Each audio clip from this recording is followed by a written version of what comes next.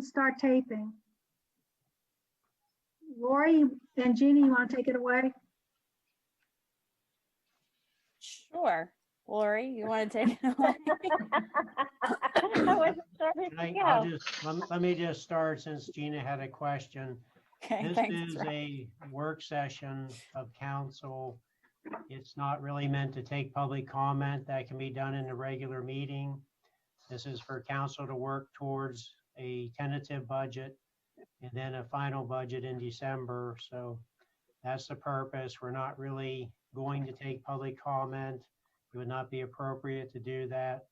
We do plan to take public comment in December at the regular meetings, or even following this work session in the regular meeting. We're certainly open for public comment. So thank you. I just wanted to get that out there.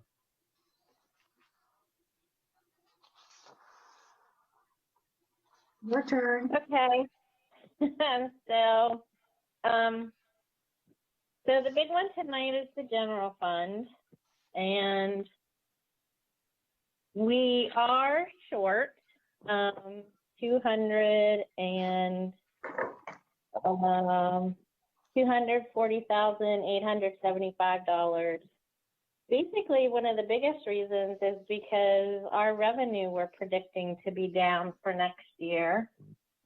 As with the other funds that are supported by taxes, we are taking our anticipated revenue down to 88%, which is a pretty good amount of money in the general fund. Earned income tax is definitely going to be down. Even LST tax is going to be down. So you take into account everything. It's really, the expenses are, I think, not bad, but the revenue is way down. So there's some things in there. Of course, the non-uniform raises, the police department raises, the increase in health insurance. Our MMO did go down. However, I'm also anticipating, I just tried to call around and get information on our Act 205 funding, which is the money we get from the state to go toward our pension. And I couldn't get anywhere, but what I did find out is it's based on need as well as on the unit value. And our need went way down, so I'm anticipating our revenue to go down. What is in there is a planning zoning hard person full-time, the GPS system for the vehicles. I did include the admin fee for the building permits at $2 a permit, not replacing the 2 street people until April. I put in the stamp implementation at $10,000. And then there is a little thing at the back that Matt had what he wanted, and Sean had a blip about the police. I did put all that stuff in, so I'll let you guys ask questions.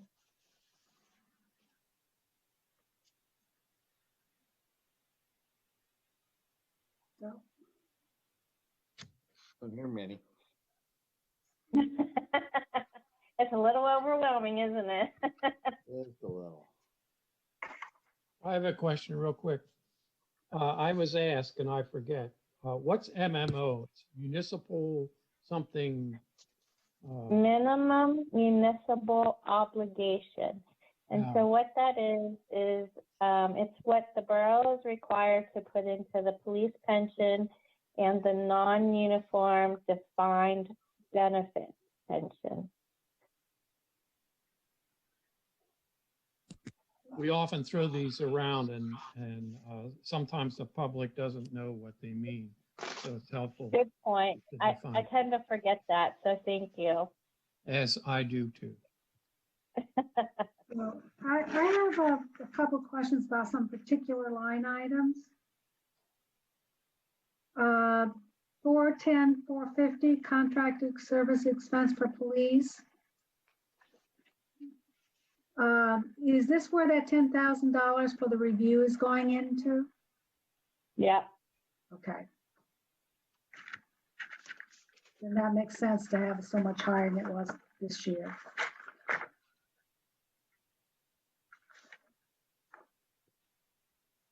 And for the public's purpose, this is to make sure that our policies are up to date with changes in law that have happened over the last several years. Lori, back when you were talking about the MMO, that also covers the MMO for the police and both the defined and cash balance pension plans, correct? There is really no MMO. I know you'd prepare one, but the MMO for the defined contribution, we every quarter we make a payment into that, and it's just a match of what the people put in. So there's one prepared, but it doesn't work like the other two. I don't send just one payment in for that like I do the other two. I send a payment quarterly with that. It's 5% of wages. Right. It's a flat 5%. Barbie does a spreadsheet, and the spreadsheet goes with the checks that I write or print out and send in. So there's not just one with the defined contribution or benefit and the police. There's just one check a year sent in. The employees' contributions go in more frequently, but the borough side only goes in once a year. Now, are we matching 5% no matter what the employees are putting in? We Or just up match, to 5%? we match 5%, and then employees can put in more than that if they want to. They have to contribute 5% minimum. Okay, It's a dollar for dollar up to 5%. Yes. okay.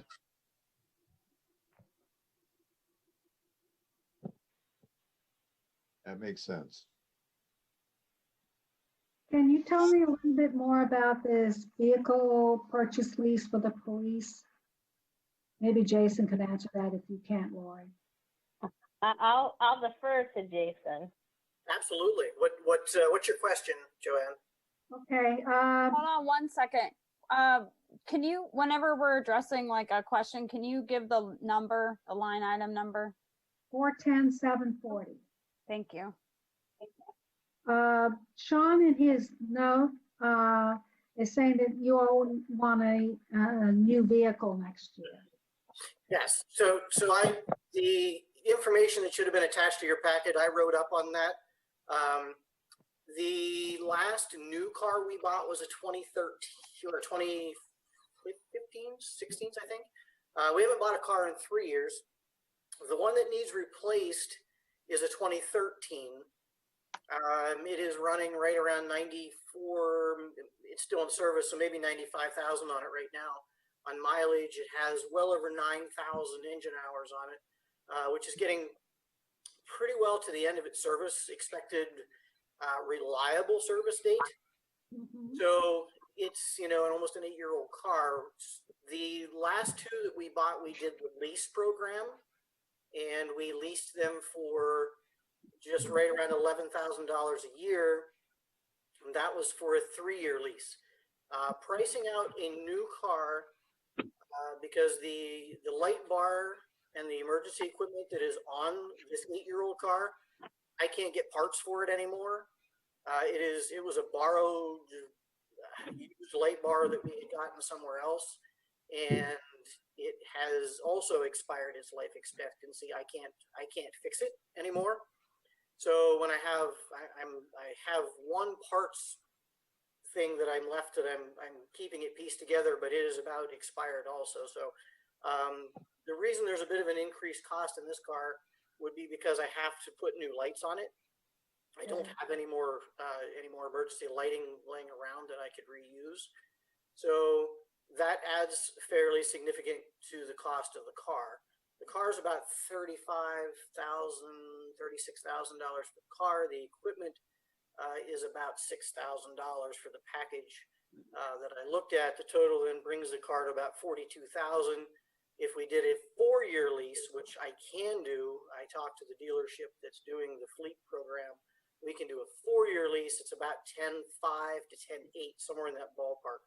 So the $11,000 lease payment would be for 4 years instead of 3, which is what we did them for last time. And the service life, again, we're at about 8 years on that car. So we've the way that I'm managing the fleet stuff now, we're getting a pretty good long-term service out of a vehicle. 8 years for a police car is probably exceptional. That car has been pretty reliable. I haven't put a lot of money in it, but like I said in the attachment that you should have, if I were to have an engine failure or a transmission failure, that either of those would basically use up the entirety of my vehicle budget as far as maintenance goes, and then we wouldn't have anything to fix any other cars. So with the use we've gotten out of it, all the money it's cost us, our ask is for another vehicle, and then we are not looking at another newer patrol vehicle. This is a full service patrol car, probably for another 5 years. So we're on the other side of that car being paid for also. So 2 questions. Is this a lease to purchase first? Yes. At the end of the lease, it's paid for. There is no buy off at the end. It's 4 years of $11,000 and the car is paid for.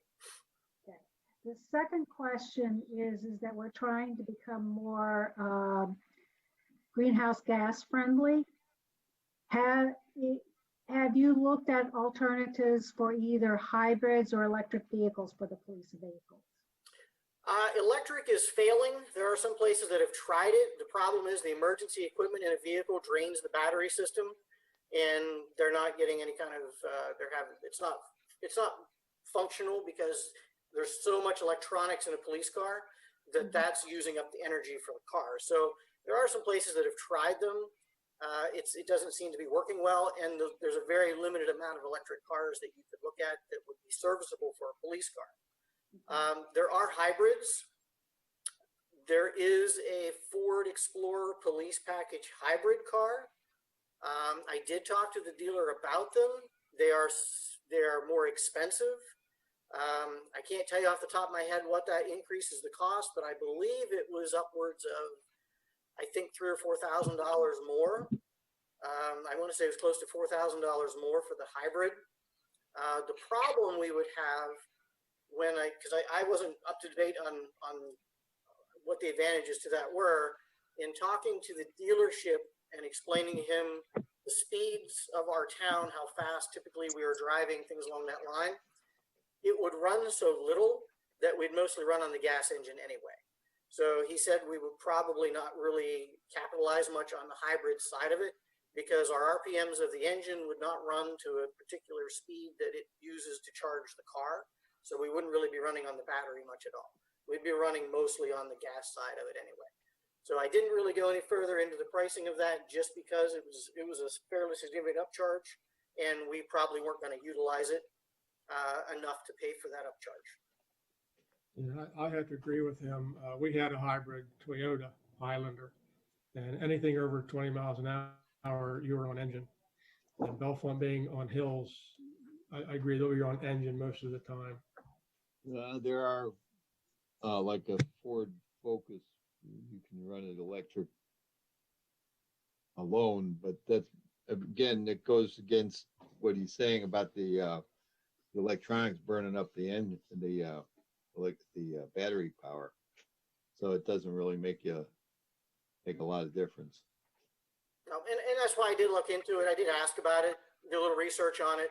For our town, it's not really going to function very well because we don't run the speeds fast enough to actually charge the batteries. So basically what you're saying is that if we're going to start moving towards alternative vehicles, we should start with the public works vehicles before we go to the police vehicles. Well, I guess that would depend. I can't answer for Public Works. I don't know the demand of their vehicles and what they would use. it Okay, for. that's kind of what I was thinking of, but I wanted to hear from you all to make sure that it had been considered. I did do some talking about it, Joanne. I did a little research on it. It just, our town is not feasible for the hybrid to function properly. To get Maybe to down the areas- road if they get a little better. So it's an Well- option, yeah, certainly. Sergeant Brower? Yes. Yes, Randy. So you mentioned you're looking at a car. Are we looking at a car or are we looking at an SUV? The SUV again, the Explorers. Okay, that would explain the cost then. Yeah, well, the car is not much less. I did look at the Tauruses. That's the other option in the Ford and the Dodge Charger. But we had such a terrible maintenance experience with the Dodge Chargers. We've kind of discounted them. They cost us a lot of money in maintenance in the couple years we've had them. So we've gotten away from them. The Explorers we have three of them, and we've had an excellent serviceability of them. They've cost us very little maintenance money. Like I say, this 8-year-old car, I doubt I've put $2,500 in that car in 8 years in maintenance. So this has been a really good vehicle. But like I said, it is just a breath away from using up the entire vehicle maintenance fund, and that just kind of defeats the purpose of it. And the car is only worth about $4,000 or $5,000, and I would put more in that in one repair to fix it. All right. Thank you. No problem. Oh, and Gina, Lori said that the number that Sean had on his page is wrong. It's 449. Yeah, I saw that. Thank you. You're welcome.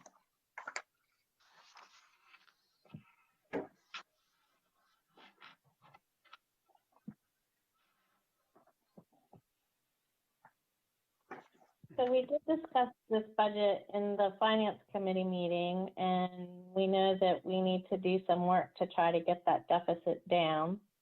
So we're scheduled to have a meeting tomorrow. So Lori, with the budget, as far as the revenue, what are you basing it on to help you make the decisions on what you're coming in with on that revenue side? Is there any wiggle room there? Dawn actually said in the finance committee meeting, and I think it was probably one of the best statements I've heard, is that the year 2021, the best way to put it is the year of the unknowns and uncertainty. We're right now talking about, the governor is about another shutdown. That's going to impact the earned income and the LST. So I just went really conservative. I sat in on a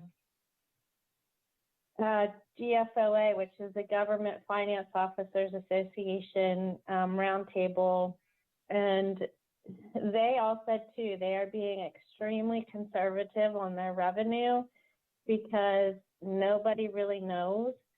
And so we agreed on the 88% collection rate on real estate. And given that the earned income is already coming in at about $60,000, probably lower this year, my guess is, even listening to Mr.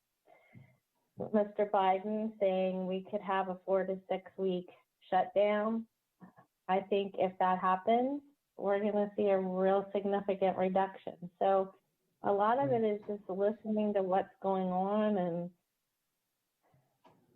if we get more, great. But if we don't and we count on it, we're going to be in trouble. So that's kind of been my be cautious, and but to be honest, I don't know. Like, I kept street opening permits the same, even though we don't know where we're going to be next summer. I don't know. I would add that was the committee all looked at each other when we asked the question, where should we put the projected revenue? Right here, as Lori's saying, it just turned out to be the best guess. And the reason I asked that is to kind of get it accurate, so the public understands the thinking here, because I think it's good to, I can't argue with it. I kind of agree where you're in a hard If you position. kept the revenue at the same rate, percentages as we had last year, we would only be looking at a minimal $60,000 deficit at this point, which is almost unheard of. So I think being a little conservative will play well. And if we turn out that our revenue is on par with last year, then we as a borough will be well ahead of the game. Yeah, I would just add, we have to approve a budget for 2021 by the end of December. Only at this time of the year can we change the tax rate. So we are purely guessing what's going to happen with revenues next year. And with that said, there's numerous indications, as you have heard, that we should go conservative on our revenues. If businesses lay off, people are going to have a difficult time making payments, taxes, and utility payments, and so on. So everybody is saying, including bankers I've talked to, go conservative. This is the year to go conservative with so many unknowns. So in a normal year, we don't even project receiving 100% of our revenues. This is not a normal year. So we dropped it down to around 88%, and anticipating some hard times. Hopefully it doesn't happen, but if it does, we won't be in trouble financially because we have expenses set up much higher than we thought, and our revenue didn't come in like we thought. So it's a very conservative approach, and now is the time to figure out, put the plan in place, plan for revenues, and adjust expenditures accordingly, so that as best we can operate, we do it in a smooth manner that is seamless, behind the scenes, so to speak. People still have their services that they're used to, but we're doing everything in a very conservative manner. So moving forward then, that only leaves us on our expenses. And so I know there's some additional costs in different areas, but as far as if we just did a general budget that meets what we need to meet as far as salaries and healthcare and things like that we can't control, then we look at everything else as maybe, can we whittle that number down? Yes, Randy, as well as all of us, we do this every year. We're usually this meeting or around November, because we have a very slow growing tax base. We're not adding new wage earners. We're not adding new houses. We have a difficult time, going through the annual budget process. However, I think that we can look at ways to reduce the deficit and try to get those numbers down as much as possible. And as Don or others mentioned, we have a finance committee meeting tomorrow evening. We'll have at least another work session, but our goal is to get that number down as much as possible.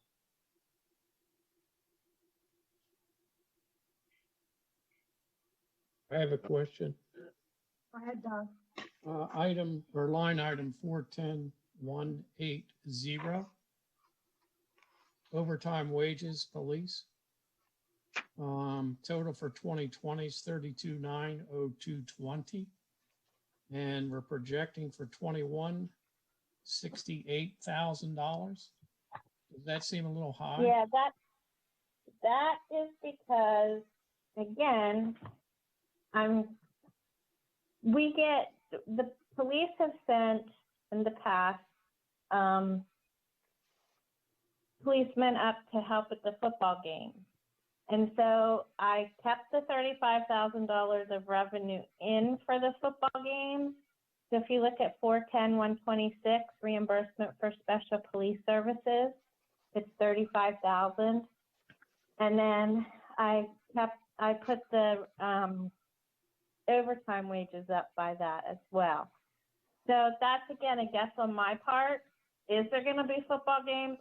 I mean, there could be, but they could be like they are now, no people.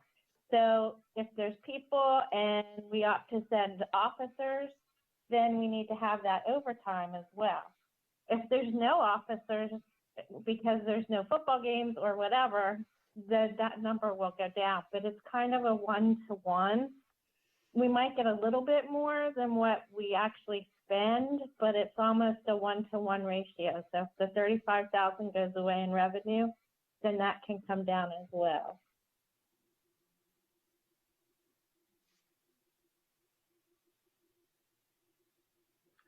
I have a question about line item 447, the CATA expense. That's the same for 2020 and 2021. Would there be an adjustment in that since the nature of their service has changed dramatically this year? Well, I actually got that number from Ralph, and when he gave it to me, he said, well, there's a 5% increase, but the number stayed the same. So I'm not sure, but I don't know that they're planning, since we're only doing the Cata-Go and stuff. I don't think there's a decrease in what we're going to pay that I know of, correct? No, the numbers I was given or was told about was a 5% across the board increase. CATA must have a local match of 5% to match the state money and federal monies.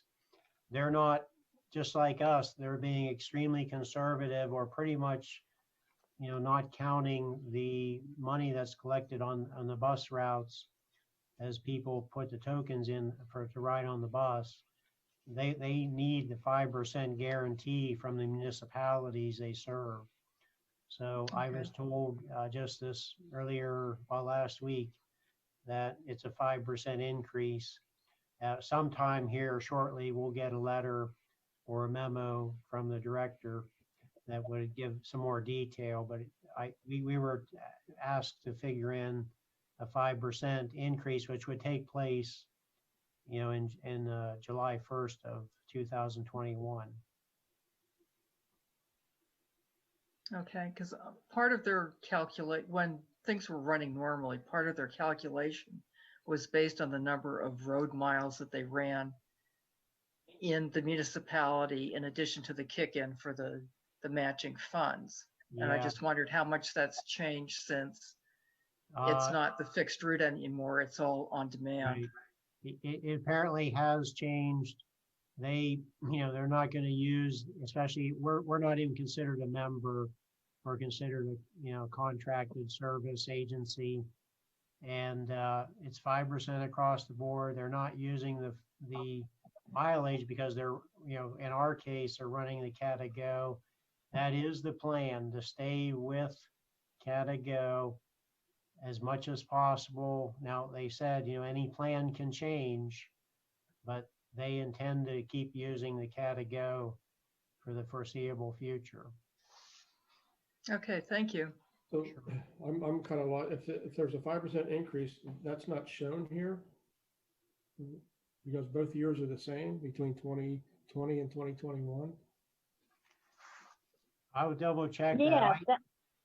I'm sorry. Yeah, that was the number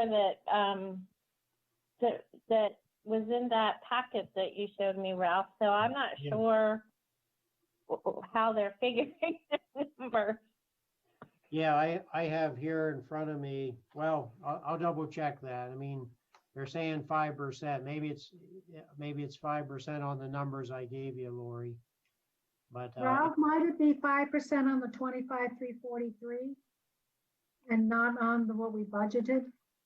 It should be 5% on the 23,012, I believe, or right around there.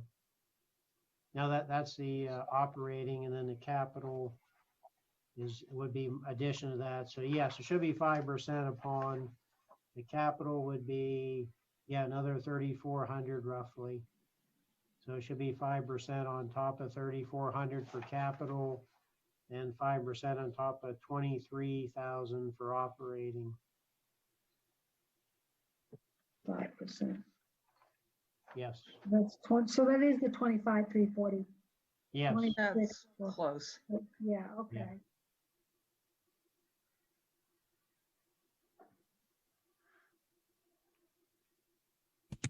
Okay, I'll throw it out there anyhow. 445, 450, parking lot, EV expense. For what number? Oh no, 445321. Parking lot EV charging electricity, $900. What's projected. For 2020, 661.75. We're budgeting for 2020, 900, 21, 900. Where's that coming from? So that is the cost of the electricity for the charging stations in the parking lot. That How are we recovering that money? I don't know that we are. Well, Lori, It's a free- wouldn't we have that in the parking revenue, parking system? They don't pay for the charging of their vehicles. They may have to pay to park there, but they pay the same amount as anybody else to park. Yeah, my question is, wouldn't the expense come out of the parking funds because it's directly related to the parking fund? So what I think what Ralph, you're saying is that 445,321 is in the wrong budget. Yes. Well, it may be, but I mean, we can move it to the parking, but it's still a free thing that people get. They have to pay to park, but they don't pay to charge their vehicle. If that's Yeah. what you're asking, but Yeah. is that what you're asking? That's what I'm No, asking. I think, We're fueling the vehicles free of charge. yes, but I think it's listed in the wrong wrong budget. It The should wrong be I can, in the parking. Yes. yeah, I can move that. To address Doug's obvious point that he's making, I wonder if it's possible to find Joanne. I know that this is kind of your baby, but I don't mean to single you out. But I wonder if it's possible to find just a small grant, like, $1,000 grant, $2,000 grant, something that might help offset the cost of our Maybe- providing EV Maybe- charging. Maybe, Don, you could check with George Bristow. Sure, we can check. Just a thought. Well, I thought, when we first put, The problem that we're having, which is why we haven't been charging, is that we calculated that if we were to charge, it would cost us more to do the administrative paperwork than the money we would get back, because the state says that we can't charge more than what it actually costs them for the electricity to charge. And it's a sort of a balancing act. Joanne, could we increase the fee for the parking stalls a little bit to offset that for where the electric vehicles are parking and charging? Is there a way to charge more for the? That, if you're talking about those specific ones, that's exactly what I'm talking about. You could do that, but you can't charge more than what it actually costs them to charge. And the paperwork that is associated that, according to the Electric Vehicle Coalition, is more than the per kilowatt hour charge that we will be charging, and it actually cost us more than this $900. Gotcha. But So if we we could find a can't grant, charge- that would be a great idea. So we can't charge more for the people that park in those spots. Right. Not without incurring a fee for us that costs more than what they're paying for that extra fee. But if the extra fee is just for the electric parking, they're able to charge their car and they're able to park. So I don't understand why we couldn't adjust that fee up, because they're getting two services, the parking and the power. Well, I think we I would don't have, understand how that yeah, I think we figures. would have to talk to the PUC to see how and figure out how we could do that. But the last time that we talked to them, we were told that the cost to administer the additional charge for the electricity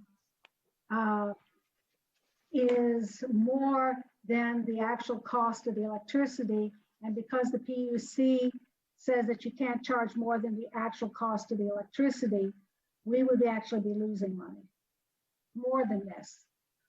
So it's a sort of a balancing act. So does So that seem fair to the other residents in the borough? How would you redistribute the money? I mean, there's no, if you can only charge as much as they use, how would you do that without incurring massive administration costs? I really don't want to get into that, but if I had to think about it, they did a similar situation when we had to register trailers and pay an additional $10 registration fee. So if you had an electric vehicle, you were getting free charges in the borough, you'd have to register it with the borough and be charged an additional surcharge for the registration. And that's way out of my league, but I often get the question asked of me, Well, that's actually why not a do I get bad free idea. charging and I have to pay for my fuel? And I'm just trying to justify, you know what, I don't care. But when No, I I get the understand. question asked of me, And I I have think- to be able to answer it, because my job as a council person is to look out for these things. I understand. I think that's a great idea about the surcharge on registration. Right, but when we started this project with the electric, and we talked about charging extra, at that point, we didn't know what to charge, and we thought, well, we'll give us some time and maybe we could figure it out. Well, Joanne has mentioned this. At the time, there was some case law that was going to be decided on the rates that how electricity could be resold. So, maybe by now that's been decided, but at the time, that was an issue, whether we as a borough or a private company could resell electricity, through a coin or a rate or something. So with that said, we could do some more research and check into whether that's been resolved. But to answer, right now, I don't have any more information than what Yes. Ralph was just saying.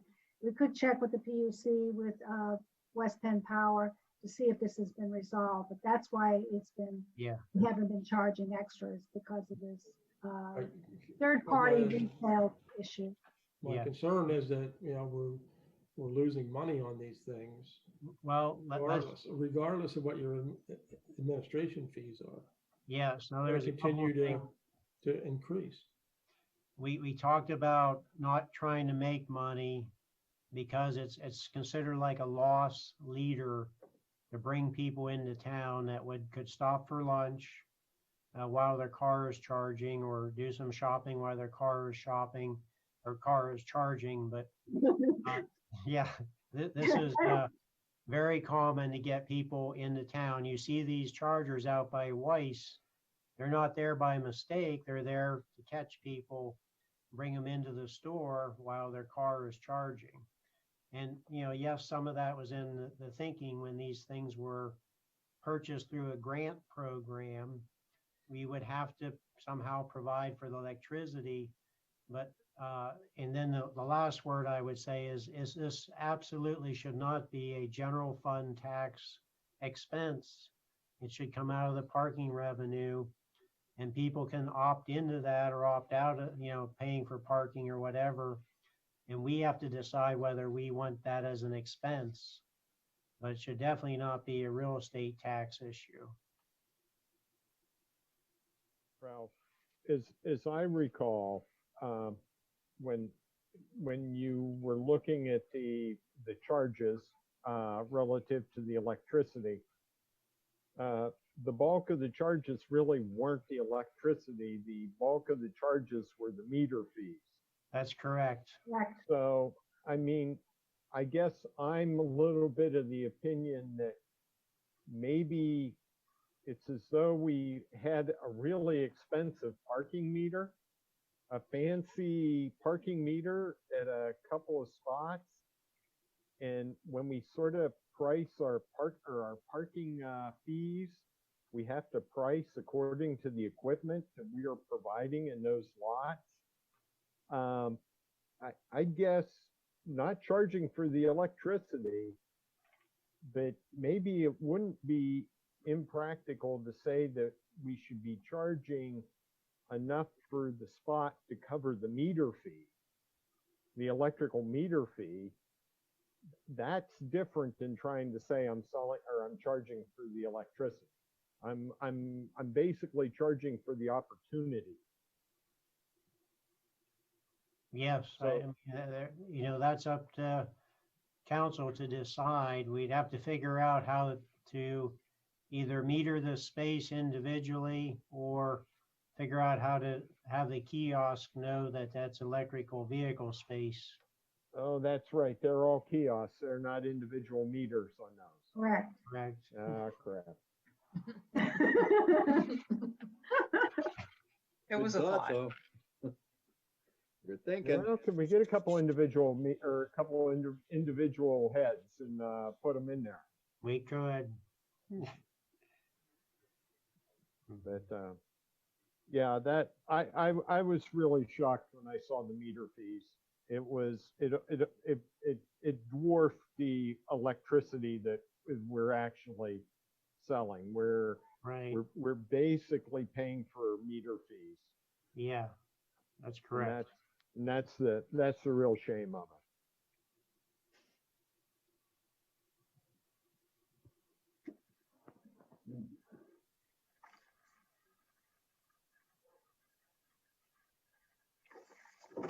Other questions?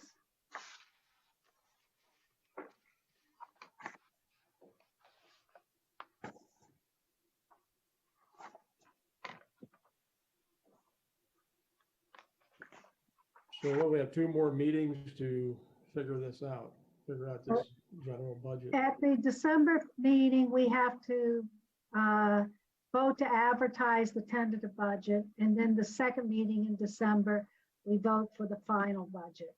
So whatever finance does between now and December 3rd, 4th, 7th, will result in what we present to advertise. Correct. There'll be 3 finance committee meetings between now and the next council meeting. But we do anticipate that sometime within the next 2 to 4 weeks that we will get input from the state relative to the tax 205 Yes. or the Act 205 funding. Yes. Okay, so we'll have that finalized before or when we put together the budget. Yes. Yeah. Okay, good. If you guys, we have a finance meeting tomorrow, so if between now and tomorrow after early evening, if there's anything that you want us to look at, then we can put that on the agenda and look at it if you don't spot it here or just don't want to make a comment here, so.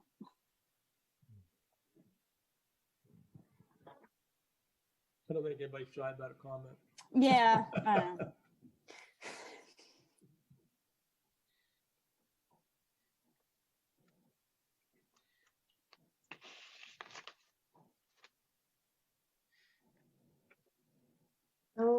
if there isn't anything else, we could take a 10-minute break. And I think we're going to have to peruse this some more because I wasn't looking at it so much as, I looked at areas that were cut and some were added to, and didn't really pay attention to the bottom line, but kind of was looking at it that way and not really looking at cutting, but if.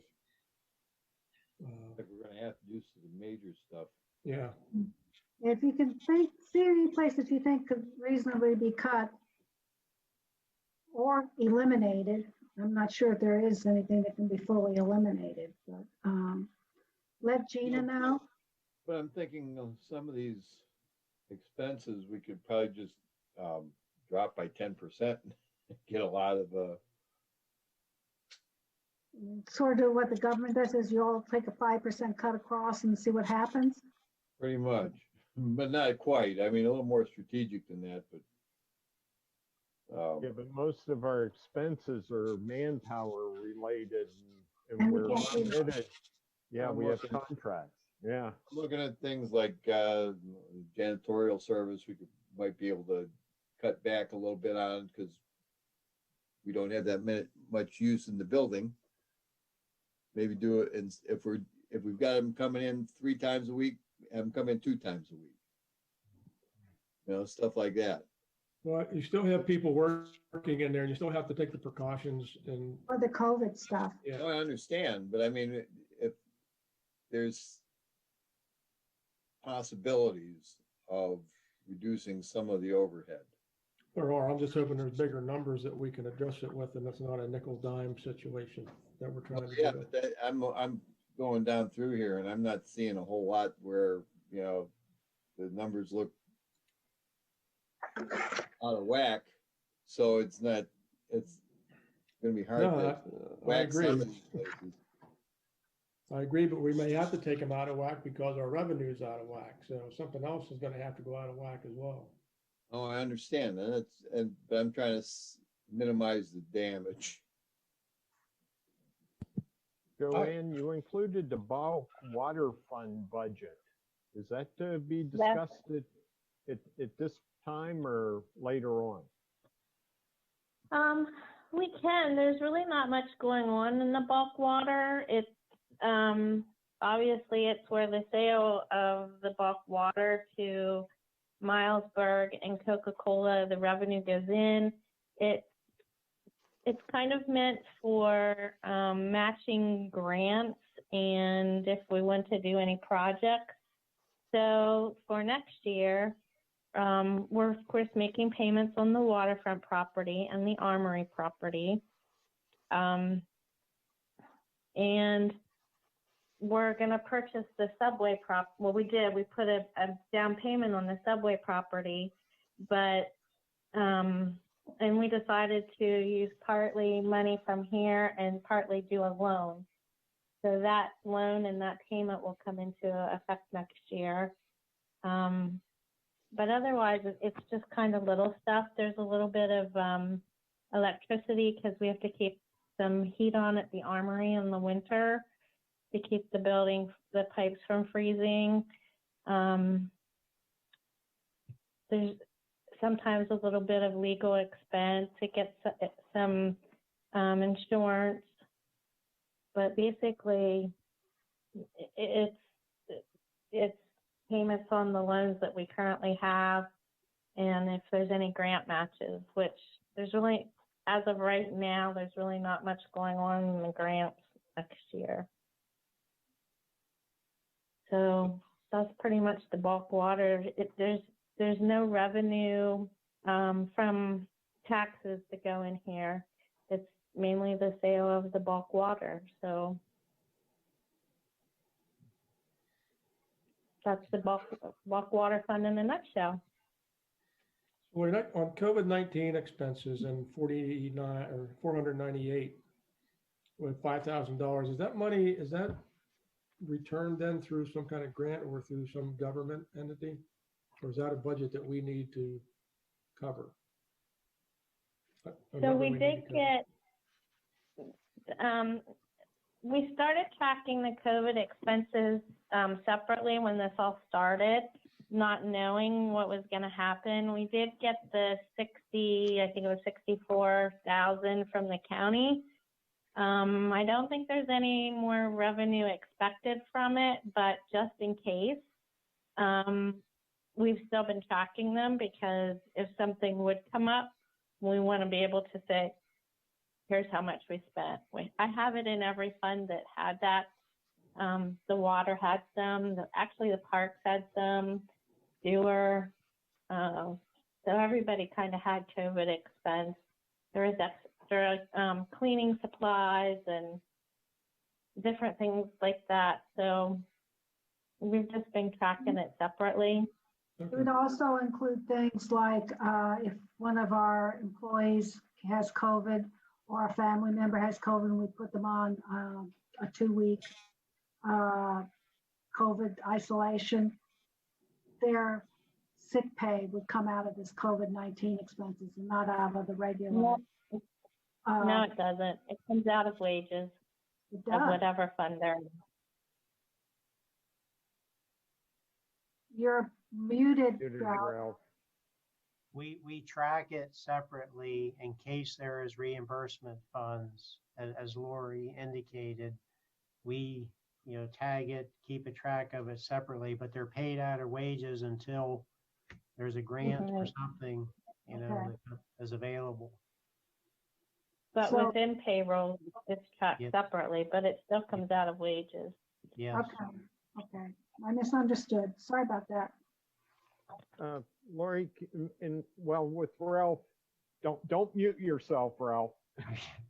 I was looking at the on the revenue side on the bulk water fund, and we had the first 9 months in 2020 for both Coca-Cola and Milesburg, and then for the next 3 months, the projection, I would expect it to be 1/3 of what was consumed in the first 9 months. It actually seems to be much higher in the case of Coca-Cola, and nominally the same in the case of Milesburg.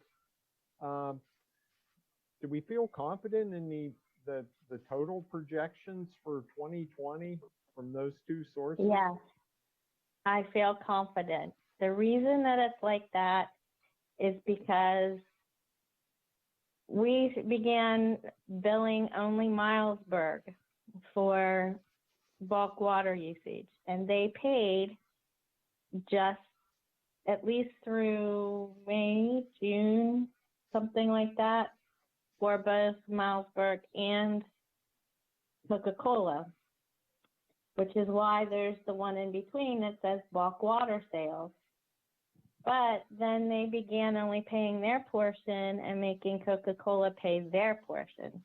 So then it's broken out separately. So yes, I do feel comfortable with the numbers.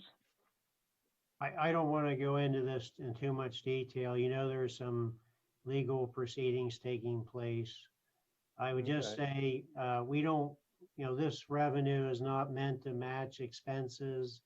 It's meant to set aside to match capital projects or grants on a basis that is approved by council. So, we're doing the best we can on projections, but there are some proceedings taking place right now. Okay. Yeah, I appreciate that. I was just trying to understand what the trend is. Sure. And, This isn't for this year, but when I look at the general budget, I look and just like 401,920, mayor IT expense, then mayor phone expense, mayor internet expense. Is there any way that we could package all of those expenses so that we could see a spreadsheet that says the borough IT expense is X? The electric bill for the month of January is X. I don't need to see the police department's electric. I don't need to see the mayor's electric, I don't need to see the streets committee or streets electric. I don't even know how you divvy that up. But for me, it would be much easier to see a total cost of IT expense for the borough at some point.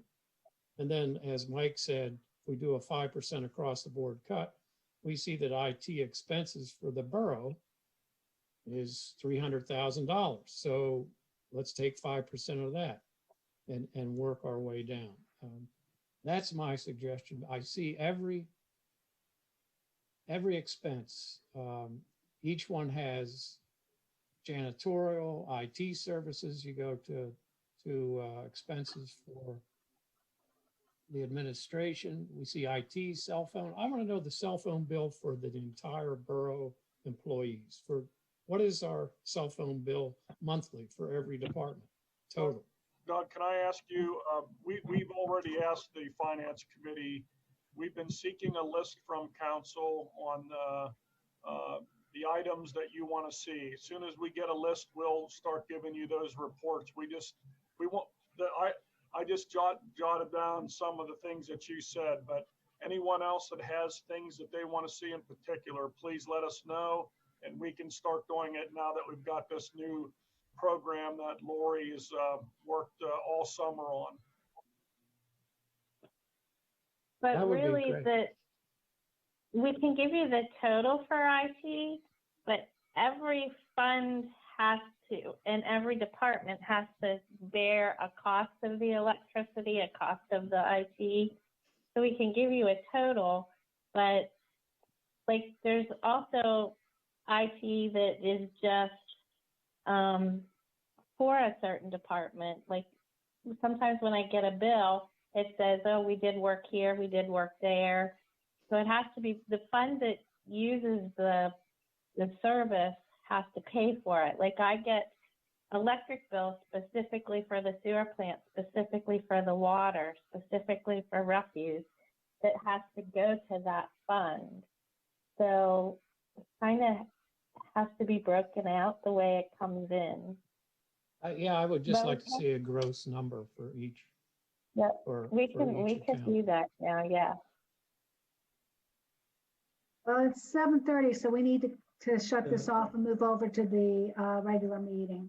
I got one quick for Lori. If you could check this for me, Lori, on page 14 or page 15, the two final lines where it says budget, you have 2020 budget, and then the last line is also a 2020 budget, last column. That sounds right, last column. So both say 2020. Should the last column be 2021? And you can check it out. Yeah, it should be. It might just be, that it didn't get changed. Okay. So I can change that. Okay, thank you. Just for all of council, I will not be at the council meeting. The chief is not feeling well. Does anybody have anything that you would need an answer to at council from me? It's jumping out right now. I can try to address. The only question, I have one question, Officer Brower. Yes, sir. I read the chief's report. It's a very nice report. He lists overtime hours. He mentions that that is a monthly and not a pay period overtime. Is that correct? I think that's how it has it listed. That's correct. Oh, okay. I just wanted to confirm that he did. Previously, he was doing like a pay period report. And this is I think he changed it the way the format of that was, and overtime has been very minimal. Other than court, we've been pretty good on that. I've not been scheduling shift coverage overtime if it can be avoided, and it's been pretty good lately. But the other question on that police report is that the first two rows of the detailed types of intervention in all three columns are missing labels. If you could get those labels put back on and sent back to us, that would be appreciated. I noticed that as well, and I was going to call Sean, but he's not feeling well, so I thought I'd just let it be. I didn't know what that was. I didn't know what that was for either. Can you email him, Mayor, then, or I can?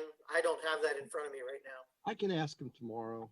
Okay. I mean, I could email him now if you need that answer. No, don't do that, Tom. I'll just, I'll ask him tomorrow, and, because I was wondering about that as well. Just quickie, I like the new report. I think it's really good. Okay, I so do too. it's working, easier to read, easier to keep track of. Yeah, yeah, very good. Any other questions that I can address before you go to council meeting? That's it. Thanks for being here. Thanks, Jason. Thanks Thank very you, much. Jason. No problem. Thanks, Yeah. Jason. Okay. So no break, guys, sorry. Such is life. Can people see the flag? Very small, but yes. Yeah. Yeah. Okay. Good evening, everyone. The November 16th Bellefonte Borough Council meeting is called to order. We had a work session on the 2021 budget just prior to this. Like to have pledge allegiance, moment of silence, and then a roll call. Thank you. I pledge allegiance Allegiance to the to the flag flag of the United States of America and to the republic for which it stands, one nation, under God, with liberty and justice for all.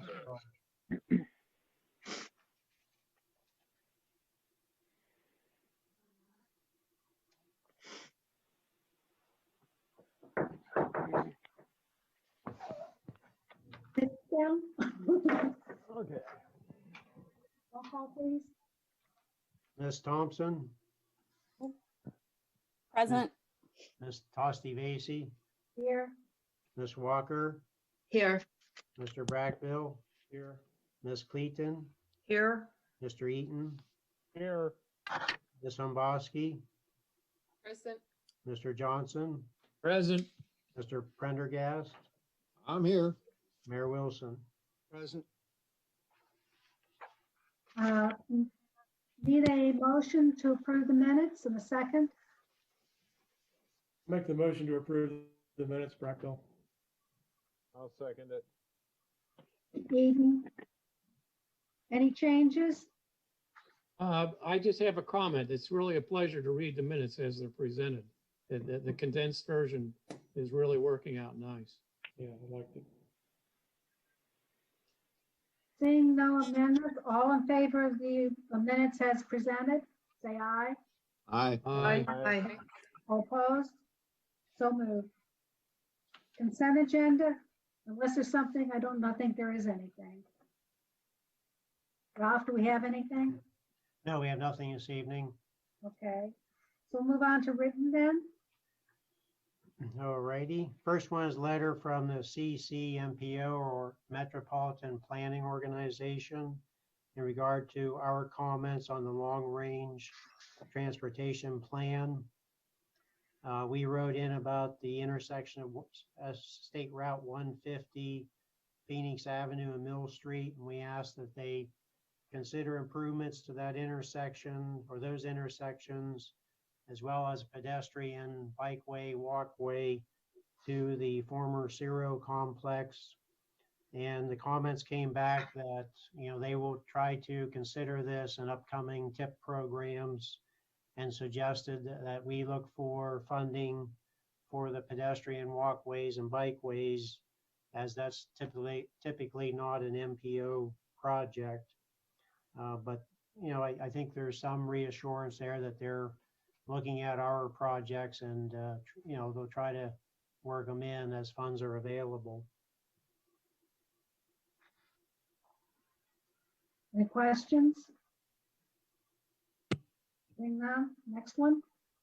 We received a notice from one of the bed and breakfast owners regarding a suspension of the consecutive day language in our ordinance about overnight stays. I believe it reads as if no more than 14 consecutive days. We suspended that back earlier this year due to the COVID issues and possibly financial issues that B&Bs were having.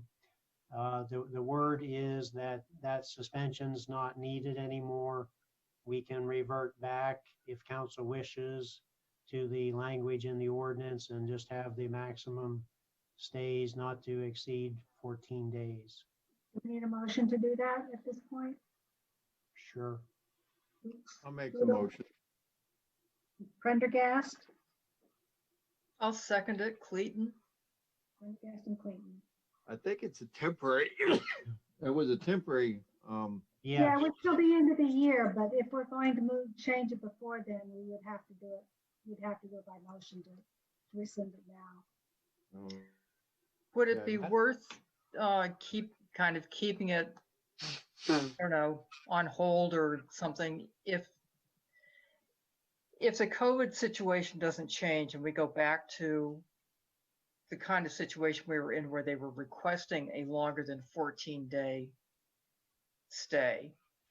Weren't the Breidenbaus helping with first responders and people who were staying in the area to help out? Wasn't that part of the reason that we put that waiver in the first place? Right. And if things change again in the next 2 to 3 months, wouldn't we be back in the same situation where that would be helpful? yeah, I sort of agree with Deb. Why not just leave well enough alone until the end of the year? yeah, it's, We only have 2 Yeah. months. I so, agree. yeah. Why change it now? That's my opinion. Was it causing a problem for someone? That was actually, they found that it really didn't aid them the way they thought it might. Okay. And I think they're the ones who, basically, I think their letter said to just let it run out at the end of December. They're also not the only bed and breakfast in town, so. Yeah. So this would expire at the end of the year anyway, right? Correct. Right. Yeah, just let it go. So just let it go. So will we Yeah. have a motion on the floor? Well, We yeah, just have we to need a on the floor. vote. You want to call Yeah, the question? We voted down, that's. no That's problem. right, yeah. Okay. All in favor of this motion? All opposed? Say nay. Aye. Nay. Nay. Okay, motion fails. thank you.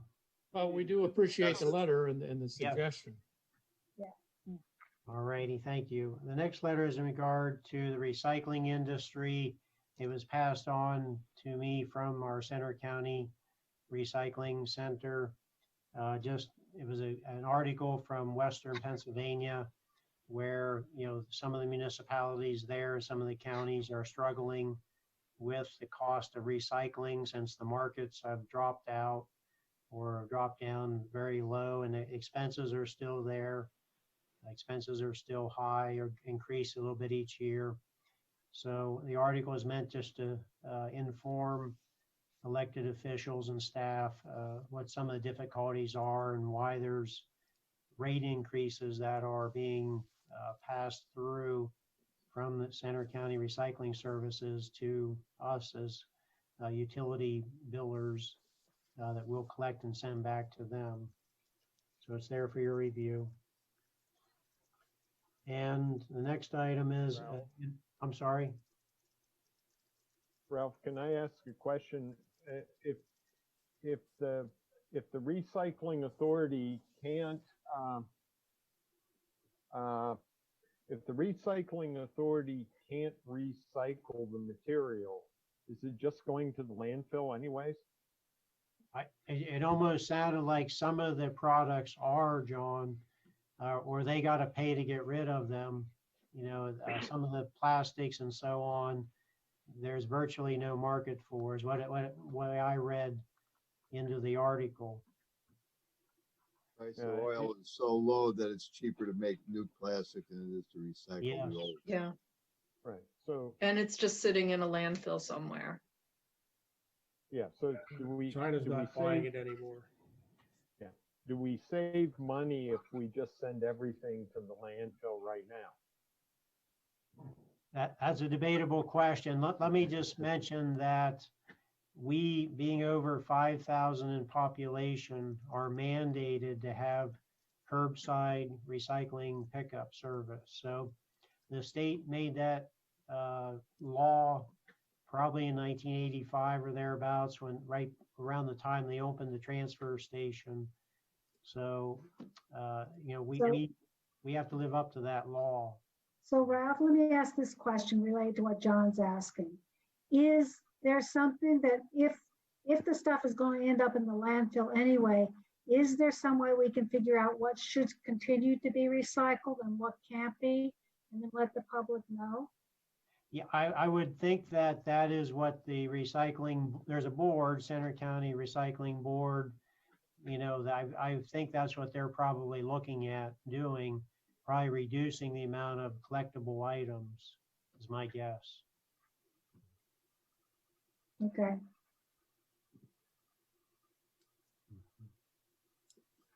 Other questions? Okay, keep going. All right, thank you. I was going to say that we received information from CNET that carries our meetings and covers our meetings and broadcasts them and has them on an archive format on their website. They're mentioning that they have a new program called My 2 Cents, and where people can comment for up to a couple minutes on various topics that might be taking place, or you know, voice a concern about a topic or an issue. Basically, it's like a letter to the editor, but it's a video program that can be aired at some point. The person to contact, if you're interested, well, first of all, you could go to the CNET website, which is CNET1, the Roman numeral 1.org, O-R-G. Go to that website. I'm sure you'll find information there, but Cindy Hahn is the director, and she can be reached through email at chahn, H-A-H-N, at CNET, Roman numeral 1.org. And she can tell you how to get signed up or tell you what the program details are. Good to go? Yep. All righty. So that was the regular correspondence. I did receive a letter today, which we forwarded out to council in regard to the large vehicle ordinance. It was a letter of support from a resident on North Allegheny Street. Later on, the large vehicle, recreational vehicle type ordinance, which has parking restrictions involved in it. We'll talk about that later under old business. And then we did receive some comments in regard to the draft ordinance that was on our website and advertised for consideration at tonight's meeting. I believe that's all I have under written comments. No, I had two more. Okay. There was also a letter that came in from Nancy Perkins and Robin Young requesting the borough to grant permission for a historical marker honoring the suffragettes. Yes, yes, you're right. I don't know if we have that later on somewhere, but yeah, I didn't see it elsewhere.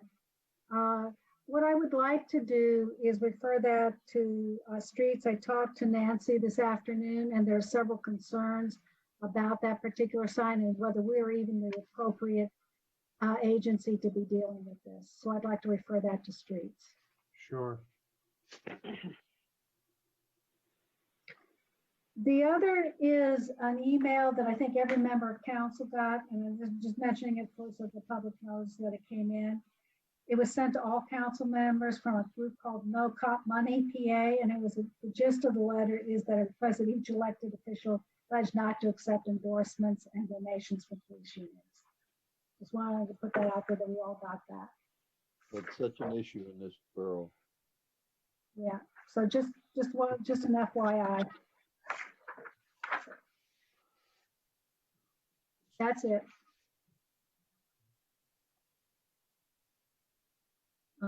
So if there are any other written communications that have come in? Seeing none, I guess oral comments from the public? We should have Sally Hauser with us. I don't see her name. Sally, are you with us? Here. Okay, thank you. There's some issues with PennDOT and closing the PennDOT Road, North Allegheny Street, because of the governor's restrictions and COVID guidelines. They're asking for a tremendous amount more information. And that's the feedback that we got trying to get the street closure permit. So we relayed that to Sally, and Sally wants to come up with an alternative plan that does not use a state road. So Sally, why don't you tell us what you have? Okay, well, I talked to Jim Dunn and a few others on the committee, and we thought it might be easier if we stuck, because we only have 21 vendors at this point, and we can cut it off if we need to. And we probably could, between the bank parking lot and the West Howard Street to Spring Street, we probably could put them there and still keep them at the footage that we want to keep them to be safe. So that's what we're asking. We're asking if we can close West Howard to North Spring and then use the bank parking lot. Yeah, I think previously you had received permission for West Howard, and so you're really just asking. Right, just asking for the bank. Yes. Is this the entire bank, the entire lot, or just a part of the lot, or what? Just the car lot. I think the entire lot's what they need. Is that what? Okay. Yeah, I mean, probably the lot. Okay, and we need a motion to amend our original plan to switch from Allegheny Street to the parking lot plus West Howard. I'll make that motion. Prendergast? I'll second. it. Who was that? Eden. Cleve. Clayton? Okay. Yeah. Prendergast and Clayton. Discussion? Do you think we should close that alley as well? That one that goes right behind the parking lot, just in case they need the extra space. Probably not a bad idea, but they, You're talking about Locust Lane? yeah. Yes, the one that runs perpendicular to Howard. I would say so. We may have to make arrangements with the church. You know, they have share that parking area driveway, but we would try to as much as possible. There's also a garage there that has at least 3 tenants. Oh, there is. Yeah, it does have tenants. But I think if you contact them and make arrangements, I think it'll probably work out. I also think who owns the garages? Do you know? No, I have no idea. All right, offhand. Pardon? what I was going to say is State College has that issue in some of the colleges as well, and they will, on a case-by-case basis, allow people to move through there if they have to with their vehicles, and we could probably do the same thing. That's Because what that would be a very limited source of vehicular movement through there. right. I think even if you stopped it right before, if you put up the sawhorses right before that garage, because they're right on the corner, they can get in and out. Wouldn't be a big deal. That wouldn't be a big deal. Okay. Then I'll check with the church. Well, I would guess that the church needs their parking area if they're having entertainment. If any groups participate, they park in the church park. We're not having anything inside. Okay. Any further discussion? Seeing none, all in favor? Aye. Aye. Aye. All opposed? So moved.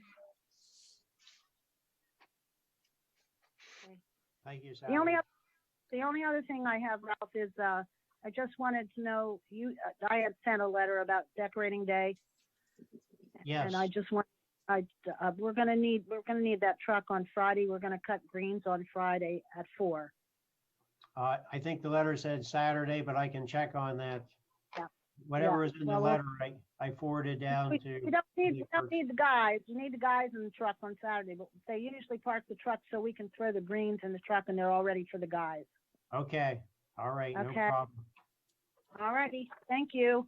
Sure. Thanks, everybody. Yeah, thank you, Thank you, Sally. Sally. Thanks, Sally. Any other oral comments? Okay, seeing none. Mayor Wilson, you're on. Thank you, Madam President. I have two items. One is a proclamation for Small Business Saturday. I'll read that. Whereas the Borough of Bellefonte recognizes the importance of small businesses as the glue that holds our communities together. Nationwide, small businesses create more than 2/3 of the net new jobs over the past 2 decades. Whereas advocate groups and public and private organizations across the country have endorsed the Saturday after Thanksgiving as Small Business Saturday, and whereas one of Bellefonte's greatest assets is its unique array of locally owned and operated independent businesses, which are part of the fabric of the community. And whereas local business owners and operators invest in Bellefonte and contribute to the local economy, offer quality jobs for residents, engaged in civic concerns, support local initiatives, and are essential to our success as a community. And whereas support of these businesses is critical in maintaining a socially, environmentally, and financially sustainable and vibrant community. Now, therefore, be it resolved that I, Tom Wilson, Mayor of the Borough of Bellefonte, do hereby proclaim November 28th, 2020 as Small Business Saturday in Bellefonte and encourage all to support local businesses by buying locally on November 28th and throughout the year. Dated this 16th day of November 2020. So shop downtown. Where else? Thank you. Thank you. The only Thank other thing I you. have is just a brief report on the advancement of the Tallyman Park performance venue. We had a meeting last Thursday. It was a hybrid meeting. We had 3 people on Zoom and 4 people at the council chamber. And Rick Jacobs and Tom Bathgate have graciously accepted co-chair positions for this committee. Committee also contains Michael Desmond, Andrea Morel, Melissa Hemboski, Ralph Stewart, and myself. Right now, we're working on a mission statement, which would include purpose, project overview, and statement of need. I have written my version of that and have forwarded it to Andrea to review and do revisions. She and I are working on that together. So, things are moving forward little by little. We hope we can meet the deadline for submitting grants in the spring. But most of what we're trying to get together now is information and presentation for a capital campaign, which we hope to raise private funds. Since I'm going to interject this in that I'm not sure that it's on the agenda for tonight, but I see a couple people on here that are probably interested in this. Just to know that we talked about setting up a date for a public forum for the COVID. What do you want to call it? Whatever we have, ordinance. Mask ordinance. Ordinance. Yeah. Do we have a date set for that yet? Yeah, Or where are we with that's that? down in the bottom under old business. It is under old business. Yes. Yeah. All right. Well, we'll wait for another hour to talk about that.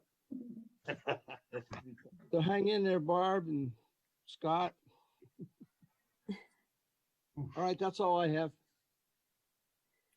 Mayor, I just wanted to thank you on behalf of Downtown Bellefonte Inc. for the proclamation. So, Well, you're quite welcome, and I hope we have a very beautiful day and a great turnout. I hope so too. We're gearing up for a good one. So, Right. Good. Great. Any other things for the mayor? Seeing none? I have, real Oh. quick, Mayor, do you include the HARB people when in these discussions for the band show? Is all, if you guys come up with some sort of plan, does it then have to go to HARB or the park committee or Well, How does that work? That's a good question, Doug. I don't think we've crossed that bridge yet. I'm sure It's in the historic district, so yeah, it would have to. All right, well, once we get moved to a point where we have a design and everything, we'll bring it to Harb. Well, I'm wondering, maybe that should be earlier, sooner than later. You gotta have a design first. Okay. Anything else with the mayor? Thank you, Doug. Okay, I have two things as on my report. I'm attending the PML Sustainability Conference on Thursday, November 19th. And the other is that when I went by the Borough building today, I received a thank you note from Center Safe, thanking council and the borough for allowing them to string the purple lights in the downtown area in last October for their Shine a Light on Domestic Violence throughout the month. They said that that was very helpful. And I just wanted to let everyone know that they appreciated our support. That's it. Very good. Any questions for me? Seeing none. And Building and Property? Building and Property Committee is considering meeting to discuss parking rates for nonprofits and clarification on the residency policy. So I guess we'll be doing a doodle poll about that. Yes. That's all I have. Any questions for Amy? Seeing none. Gina, Finance and Government. Performance. Okay, in your packet is the usual stuff for, sorry, I'm trying to pull up my, I have so many tabs open. I'm so sorry. I can't find my council meeting. There we go. You have October budget versus actual, the summary, the actual versus budget, extensive report, and current versus prior. Are there any questions about those three documents that I can help take back to Lori? And then there's a October treasurer's report. I did not see that. Did I miss that?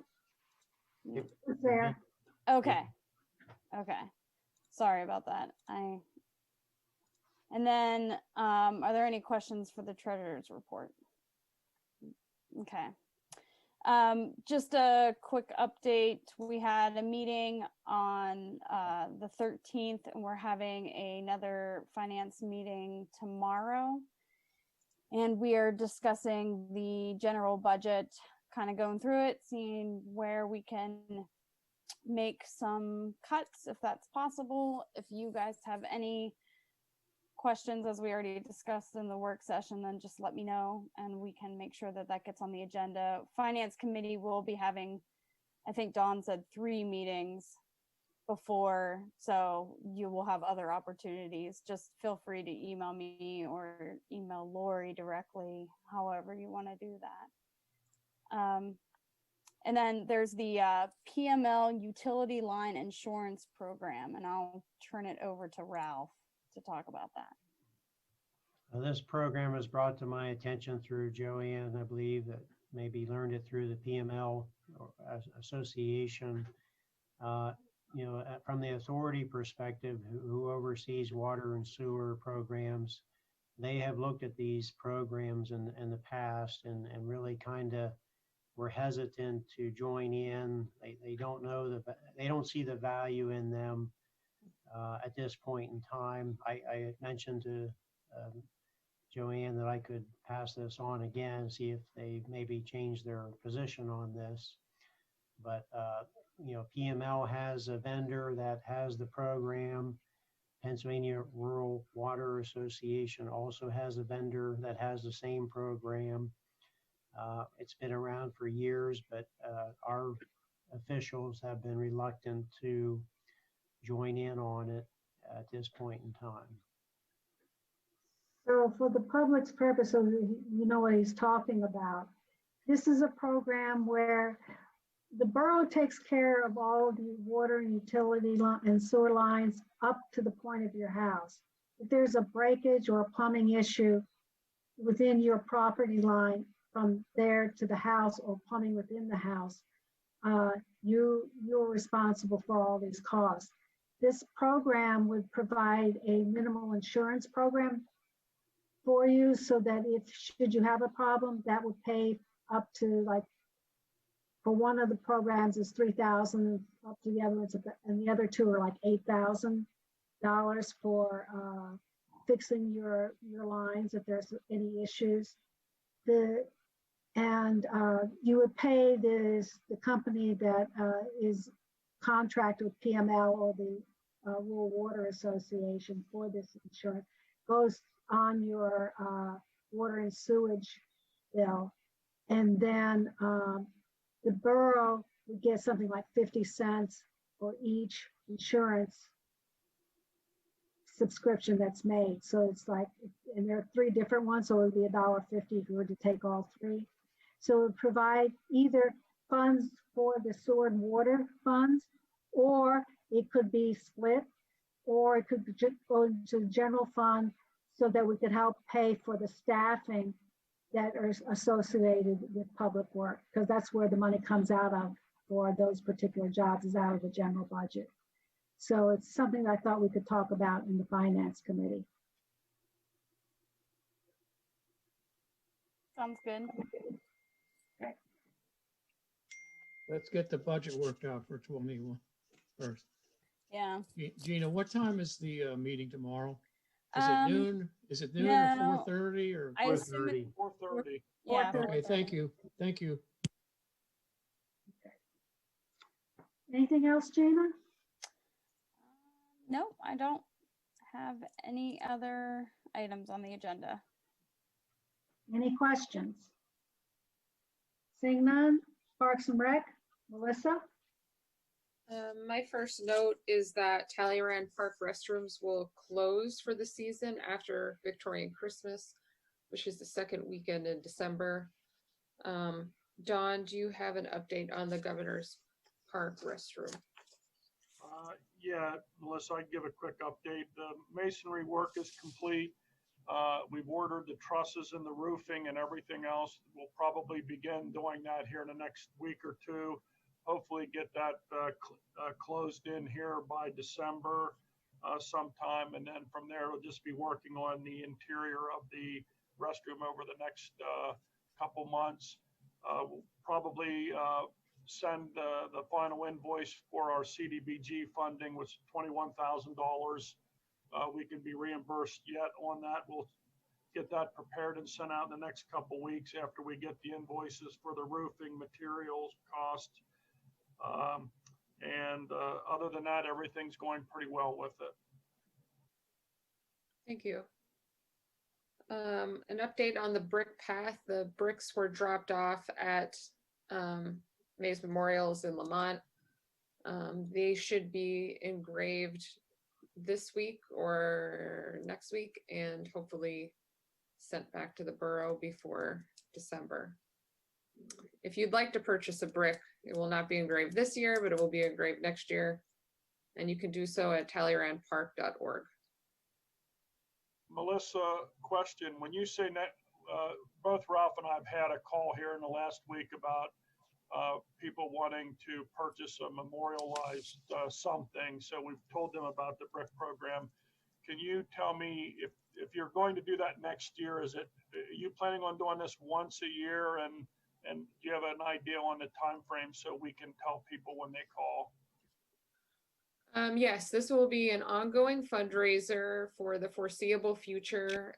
You can sign up directly on their website. You can also find a link to it on the borough's website. I think going forward, now that the brick path is installed, that they'll likely do them with some regularity. So it won't just be once a season. We can send a few at a time to be engraved. So I don't think that there's going to be as much of a lag as there was. it should go pretty quickly in the future. However, the engraving happens seasonally because that's when you have headstones engraved, and that's their primary business. So all engraving happens in between April and October. Okay, great, thank you. Is there an update on the bridge construction, the walkway? Just got an email back from Light Cummings Supply here about 6 o'clock this evening, Mike, and all we're waiting on is the materials, the gate and all the railing to be completed. My understanding is that everything is completed. There's just 14 more gates out of 44 that need to be fabricated, and then they'll be delivered and then installed. And he said he would let me know as soon as that's finished. No timeline. You don't have an approximate? No, he didn't provide one to me. Just I'm assuming another week or two on the gates, and then probably a week installation. Well, it'd be nice to have for New Year's. I'm with you. Okay. I have nothing further. Anything else for questions? Seeing none. Human Resources, John? Just a second. Okay. We will be holding a committee meeting on the 19th to deal with our path forward for the planning, zoning, and HARB vacancy. And we will also be discussing our personnel policy for this winter to deal with COVID-19. Considering the increases in infections and also our increases in mortalities in Pennsylvania, we're going to make sure that we have our policies in place before we actually get hit with the storm. And on more immediately, on the 17th, we will be conducting interviews for the superintendent of our wastewater treatment plant. That'll be tomorrow evening.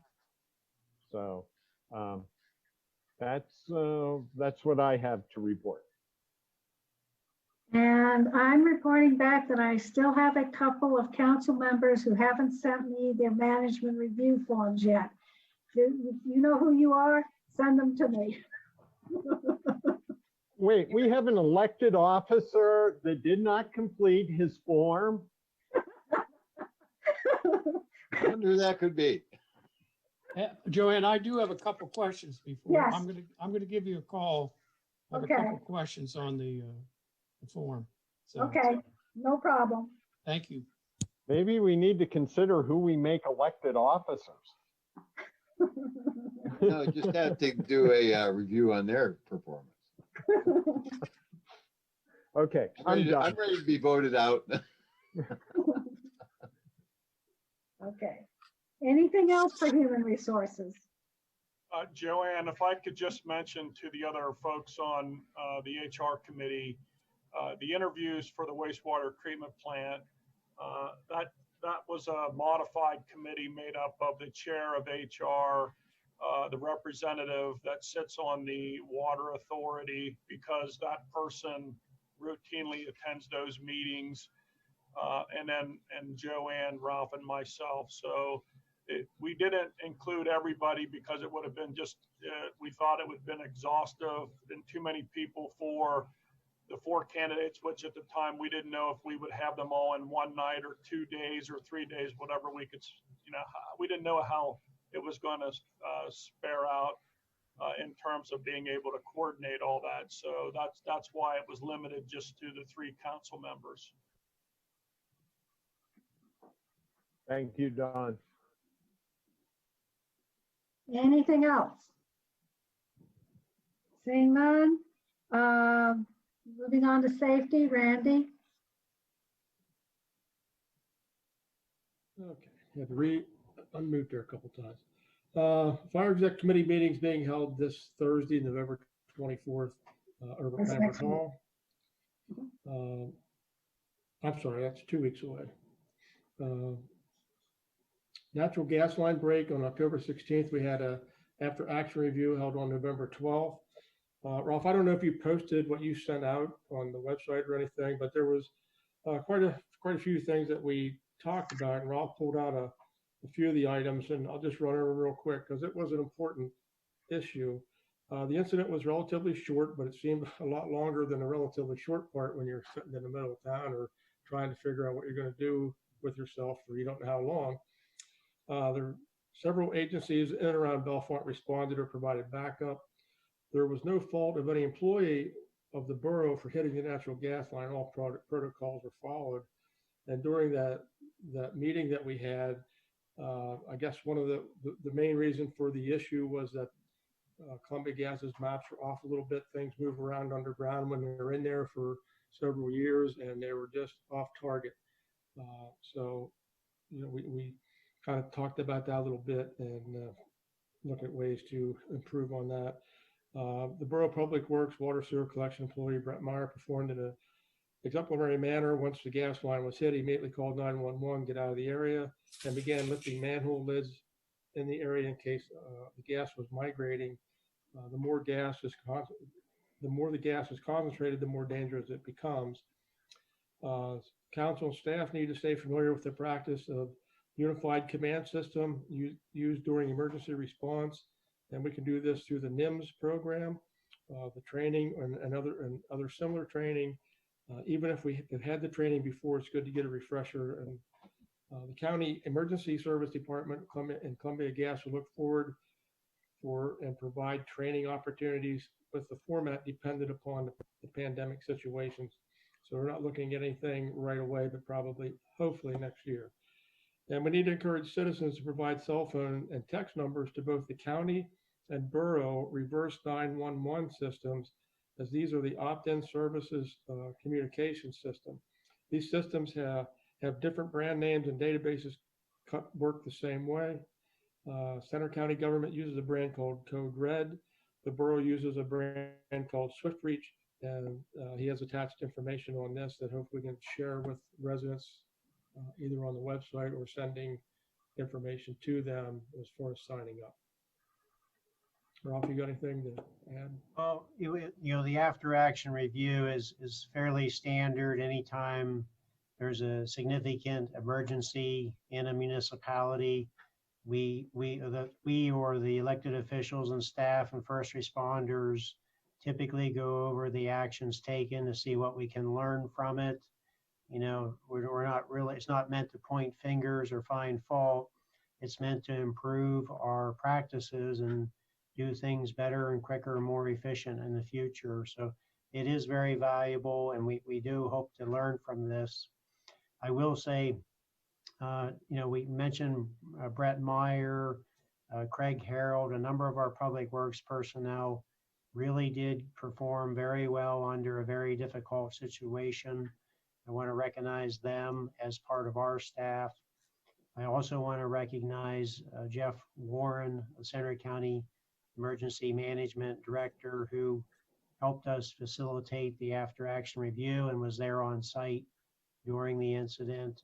We greatly appreciate not only the county and their efforts, but all the volunteers that showed up. And then we had other agencies, because we're the county seat. We had members of the sheriff's office here, probation office, some state police around.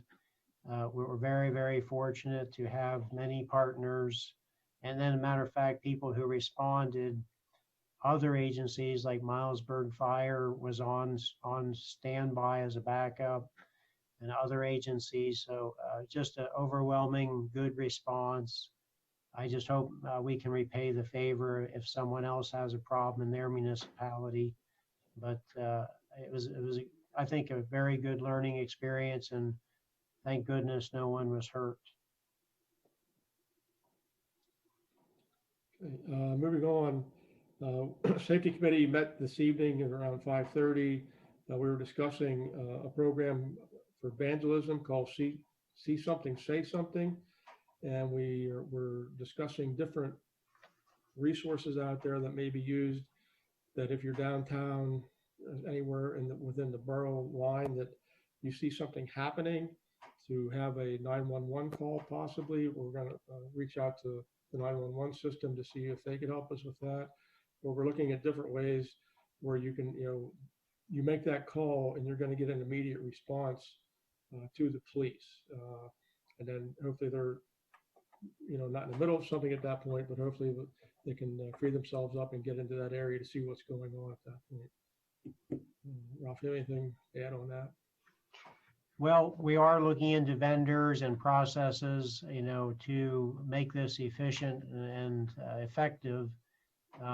Something similar you may have seen at Penn State or some other large venues where you can call a number and report something. So we would like to adopt something similar to that and have it available, whether it's a non-emergency like vandalism or an emergency. Of course, you would call 911, would be the quickest way. But if you couldn't call or something, or whatever the situation may be, this would be another avenue at your disposal. So that's what we're looking into. Going back to the after action review, the Sure Swift, is that the name of it? It is Swift Reach. Swift Reach, thank you. Yes, sure. If you go to the Bellefonte Borough website and type that in, you will see a little window that you can fill out and get signed up for it, and it will then also send you to an app for your smartphone so that you can have it on your smartphone as well. Yes, thank you for mentioning that. You can be notified through text, emails, several different ways that it'll send you messages, or all three ways. I can't remember what the third way is, but it's very effective. It'll send out one quick message, and then you'll have any alerts that are taking place. And it's not just for what this kind of emergency we're talking about here. It will also give you severe weather reports, traffic accidents, anything like that that may affect your movement.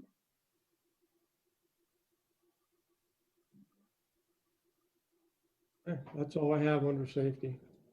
Okay, any questions for Randy? Seeing none, water sanitation, Doug? Okay, the Water Sanitation Committee met today.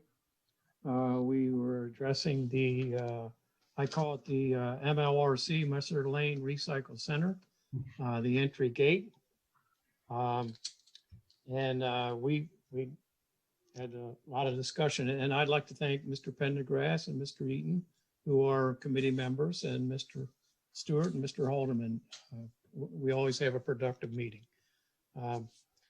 But we decided between all of us, the committee would recommend leaving the MLRC gate open as it currently is due to COVID.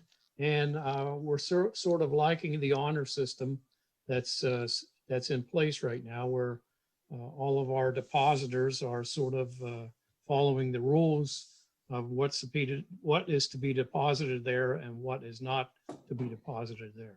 So we thought we'd let that program in place. The gate will be open Monday through Thursday from 7 a.m. until 2 p.m. and on Friday from 7 a.m. until 1 p.m. You still will have the availability to access it on Saturday, but the last Saturday would be November 21st, I believe. And that would be from 8 a.m. until 11:45 a.m. Which is this Saturday. That's right. So we're going to let that in place, but weather permitting, we don't want anybody to get hurt down there. So in the wintertime, we're expecting less activity for deposits of brush and grass. The other thing is we do have a new security camera surveillance system there at the MLRC. So just be aware that we're keeping our eyes on you all when you visit. So and it's a really high definition camera, so we can read license plates. So I think we're good with that. Ralph, do you have any additions to that? Did I miss anything? I think you covered on the Musser Lane Recycle Center. You covered it very well. I think you explained everything that's taking place in the next couple of weeks. We do plan to open it up again in the spring under the same format, unless something changes. And we're going to try this system. It seems to be working well right now. So moving forward, just a reminder, leaf pickup will continue into December. Usually we stop that around December 2nd. That again is weather permitting. If we get a snowfall or something, it all goes away. The last brush pickup, curbside brush pickup, will be this week, Wednesday, November 18th. And then just a reminder, I know we'll get the phone call, refuge pickup for Thursday, the 26th of next week will take place on Wednesday, the 25th. So if your refuge is usually picked up on Thursdays, it will be Wednesday, the week of Thanksgiving. Or the week after. I think that's it. Any questions? Ralph, did I miss anything? No, you did very good. Okay. Well done, Don? Randy. Doug. What's that? Once again, the refuse group is very productive. That's right. That's a good, fantastic. Good work, guys. I just sat around and listened the whole time. Yeah, but you gave a great report. Any questions? Saying none, Deb, streets? Yes, I guess 2 weeks ago, the Streets Committee met on site at Ardell Lane and Armour Street to look at Ardell Lane as an unordained right-of-way. Also, one of the community members was there to give us some input on why the residents were concerned. There had been a vehicle parked illegally there for some time. I think that's been resolved. And instead of changing this to an ordained right-of-way and developing it, the residents would just as soon see it kept open as an unordained right-of-way, but just cleaned up so that the residents can access the rear of their property. Some people are using it as a way to get to their driveways and garages. There is some vegetation that needs to be cleaned up, particularly at the Wilson Street end of it, because it's not really wide enough for emergency vehicles to get through. The other thing on my list is the Zion Road stormwater issue. There was some plans included in your packet from, I believe, the late 80s and early 90s for when the original stormwater lines were put in. And Ralph, I think you mentioned that the Mattern family may have owned it, the property. Yeah, I think they still do. And I'm not sure everybody received those maps. I know I sent them to the Streets Committee, but I can send them out to everybody. Okay, do we have any more information from either PennDOT or any of the other groups that were at that site visit as far as either recommendations for mitigation of the flooding or who may be responsible for it, for cleaning it up? I have no further information from PennDOT, and I have inquiries into who I believe is the owner of it. I'm waiting to hear back. So as soon as I get something, I'll let the Streets Committee know, and then the rest of the council. You're muted, Deb. Those are the only two items I have. Okay.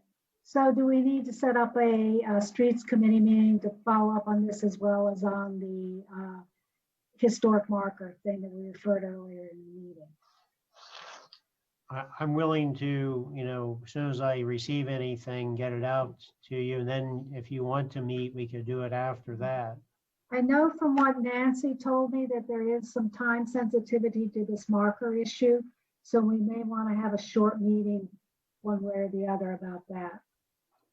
Why don't we do a committee meeting for the sign marker?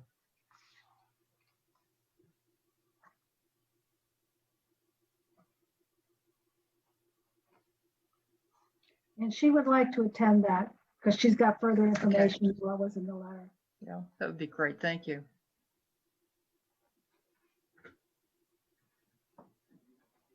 Anything else for Deb? Seeing none, Mike, energy and environment. We had an energetic meeting on Wednesday, the 11th. We talked about the possibility or the sustainability project for Talleyrand Park. We had an update from the students that are running the study, and we've kind of narrowed it down to one option for their study, and possibly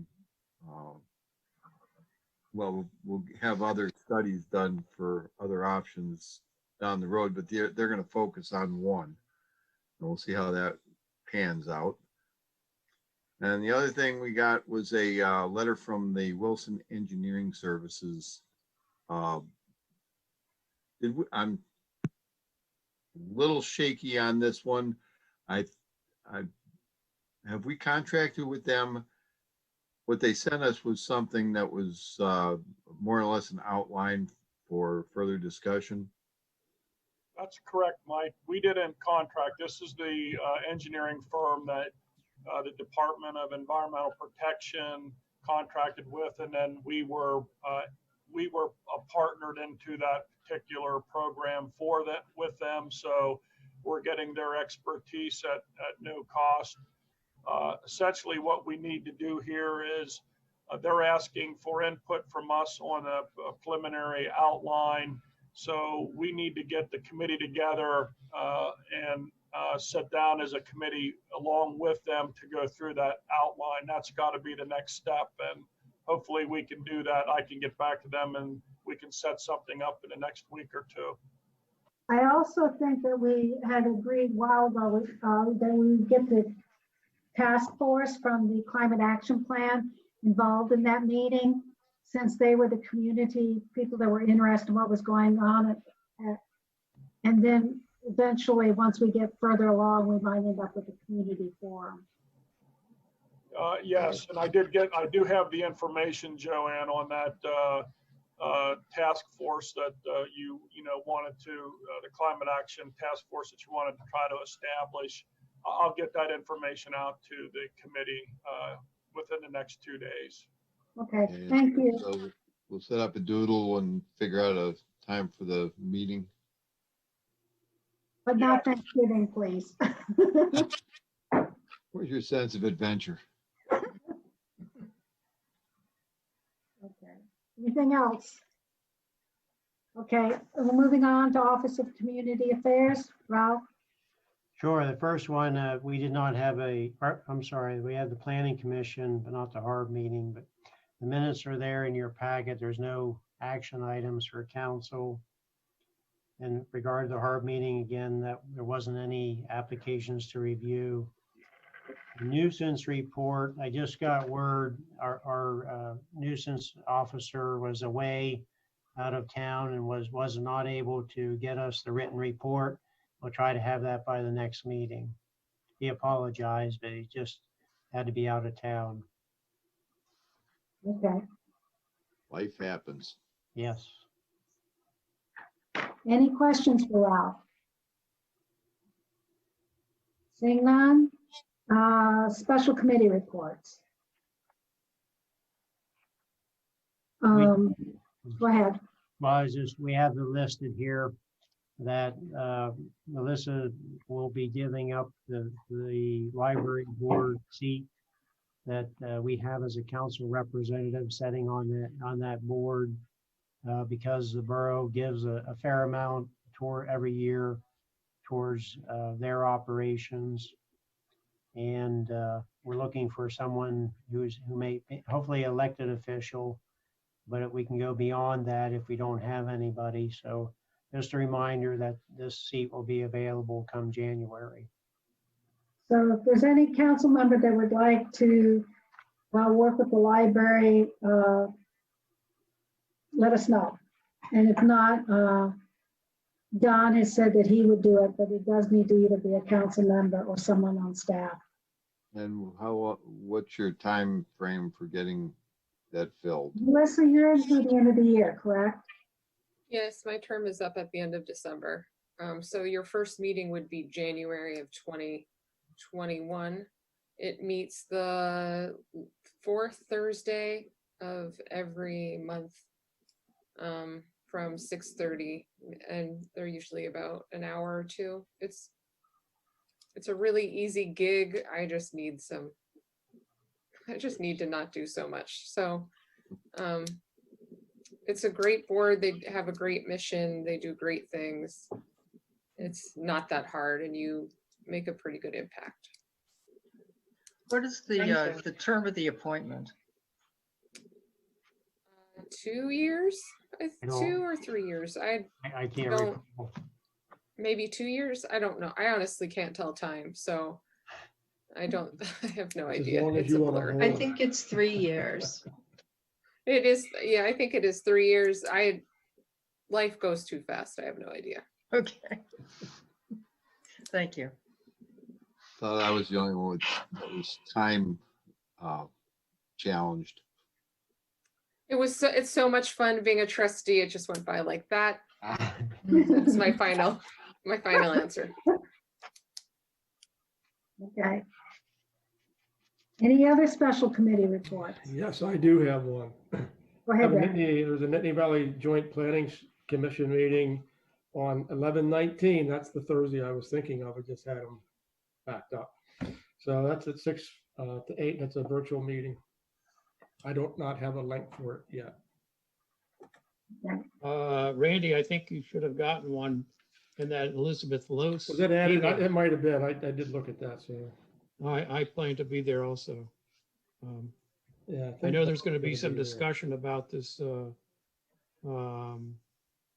UAJA Shiloh Road event. So it Yeah. would be anybody from the public might be interested in hearing that conversation. If we have that link, I'll send it to Ralph, and you can put it on the website for us. It's something about Blue Jean Host or something. I never heard of it. It's not a Zoom format.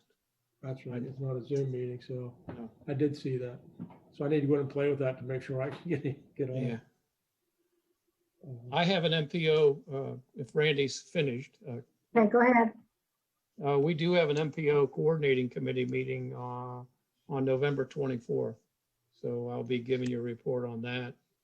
And also, I got an email from the local interchange here for Interstate 80 and 99 and the Route 26 local interchange project, which is the first phase of this high-speed interstate connection, will be winding down for the winter. So just wanted to report that. I have just a short information from Downtown Bellefonte Inc. As the mayor already did his proclamation earlier, we are having, it's a national event, Small Business Saturday, which is on November 28th. It's always the Saturday after Thanksgiving. DBI is doing a shop small crawl with the downtown businesses. It's going to be a lot of fun. We have about 25 or 26 participating businesses. You can find information about the crawl on downtownbellefontinc.com. But the people can go to various businesses, Bell Mercantile, Bonfados. DBI will have a tent on that day to buy tote bags, and then customers can go around to the participating businesses, and if they shop there, they get a pin, and they can shop for a couple of weeks and gather pins from the participating businesses and enter to win a prize of, I believe it's over $700 in gift cards from local businesses. So check it out, come down, participate, support your small businesses on Small Business Saturday. Sounds like a Thank you. plan. Thanks. Sounds good, Gina. Okay. Any other special committee reports? Seeing none, old business. Would you like me to go down through these? Sure. We included the meeting dates for 2021 as a draft for you to look at, particularly the council meeting dates. So let us know if you see anything that's not as it should be. We'll correct it. And then our goal is to advertise it probably mid-December. So again, let myself know or Alyssa here in the office, and we'll make any changes that we need to make. The next item is in regard to the Community Development Block Grant funding and CARES Act funds that came through the states. And they allowed for some use of our CDBG funds. And I believe we probably need to have a meeting to work out the criteria of how these funds would be allocated to applications or applicants for possible like utility fee reimbursements or subsidizing some of those costs. Is that your understanding, Dawn? We need to have a meeting to go over this? Yeah, that was the criteria that we used. We probably should work with CEDACOG folks to determine how this is going to be distributed, marketed, etc.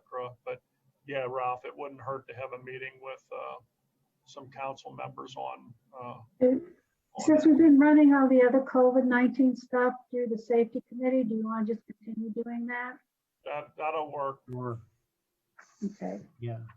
Yep. Okay. So we'll include that.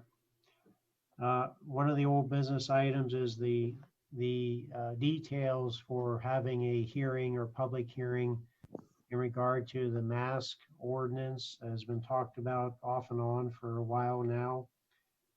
As of this meeting, earlier this afternoon, we put together that the meeting or the hearing will be held from 6 p.m. to 9 p.m. on Thursday, December 3rd at Lambert Hall. We believe Lambert Hall is large enough for parking for people who want to come be in person and voice, their whatever favor or opposition to the ordinance or give comments in person. Again, we'll also have a virtual feature where you can comment virtually on the ordinance.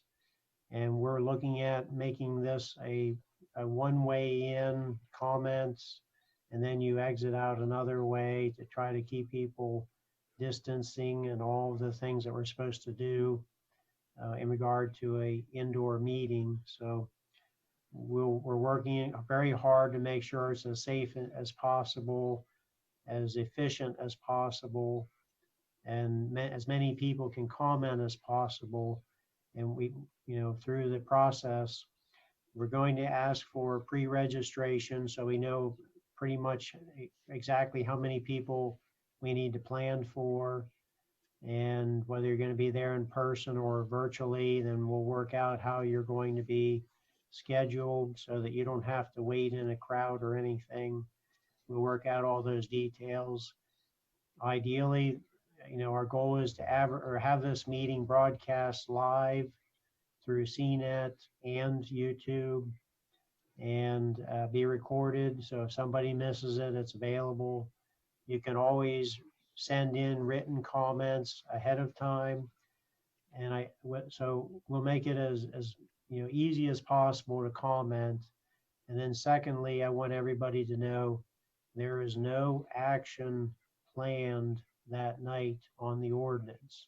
It is simply a hearing where the council will take input from citizens, residents, taxpayers, and that's all. We're not there. There's no plan to act on the ordinance or modify the ordinance that night. It's merely just to take public comment on the ordinance. And then at a later date, once the comments are reviewed and considered, council may, consider adopting the ordinance or modifying the ordinance, but no action will be taken that night other than hearing or accepting comments from taxpayers and residents and so on. Dawn, What was the time of that again? good question. We have scheduled tentatively for 6 p.m. to 9 p.m. Thursday, December 3rd at Lambert Hall, which is the Undine property off of Blanchard Street. It's a very, it's a large catering hall, bingo hall. We think that will be large enough. Plus, with our policy of going in at a scheduled time to comment and going out a different door will help keep people separated and all of that we need to do given the pandemic and everything. So we're following the governor's guidelines regarding masking and social distancing, which is why the one-way in and the one-way out.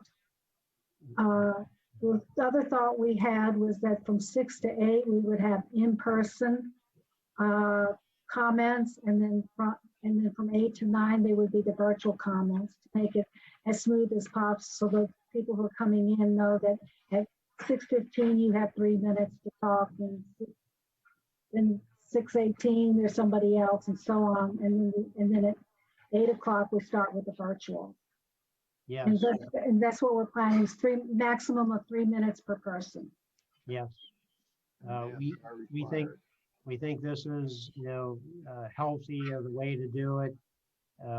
Not having a crowd in a room, waiting to take turns to speak. We're avoiding all that. We'll be as efficient as possible getting people in the room and out of the room. And we're limited by a 20% capacity anyway, but we're trying to make this as easy and as safe as we can while holding a public in-person meeting for those who want to attend. So Ralph, I want to add to that too, that the mask will be required if you're coming in. If you're not going to wear a mask, you will not be able to come in. Council will be separated by 10 feet, not 6 feet. We kind of grew on that, added a little bit to that, just to give us a little bit more space between everybody. And then as far as the public coming through, if you have a time and you get there a little early, you can just wait in your car. You don't have to stand out in whatever weather might be present at that point, but you can get out, come in, give your comments, and go back out the other door, and that'll be that. So it should work pretty smooth. Any questions? I would just add to anyone in the public and anyone that's on tonight, if you are interested in coming to speak, call the borough. As Ralph mentioned, we will set up a registration time frame, so you can let other folks know that anyone interested, call us at 355-1501, and just let them know, let the staff know that you're interested in speaking at the meeting, and we'll set a time for you so that you know when your time slot is. And let us, when you make that call, tell us whether you're going to be speaking in person or virtually, which will be helpful in setting up the schedule. And we'll put all this in writing and get it out on our website as soon as possible. We'll advertise it in the newspaper as soon as we can. We just finalized these details late this afternoon, so we'll by all means get it out as much as we can.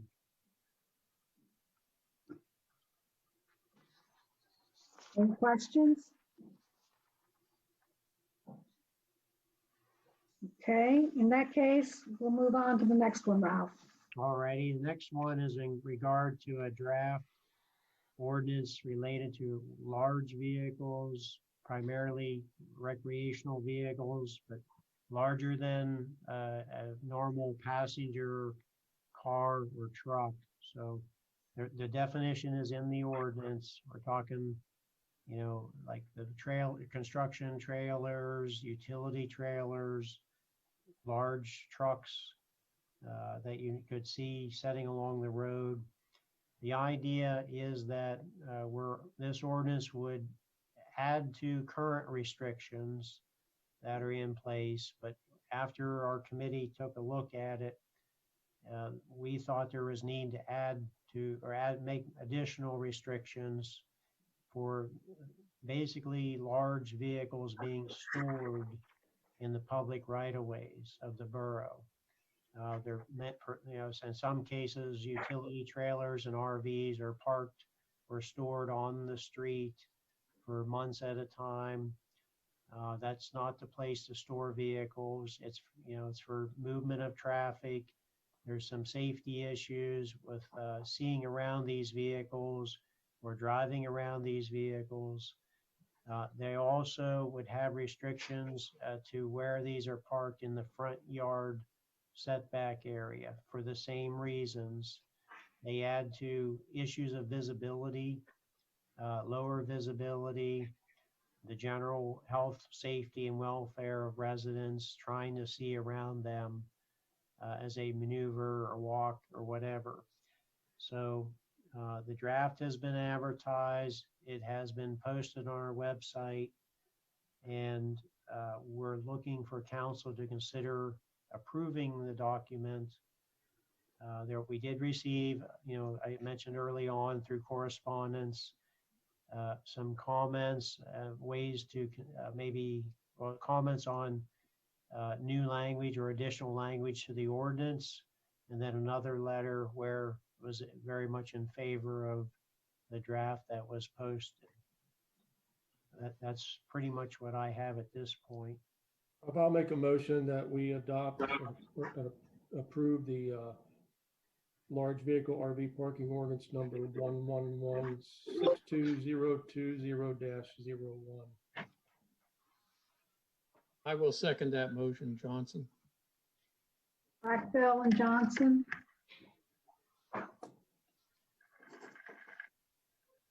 Discussion?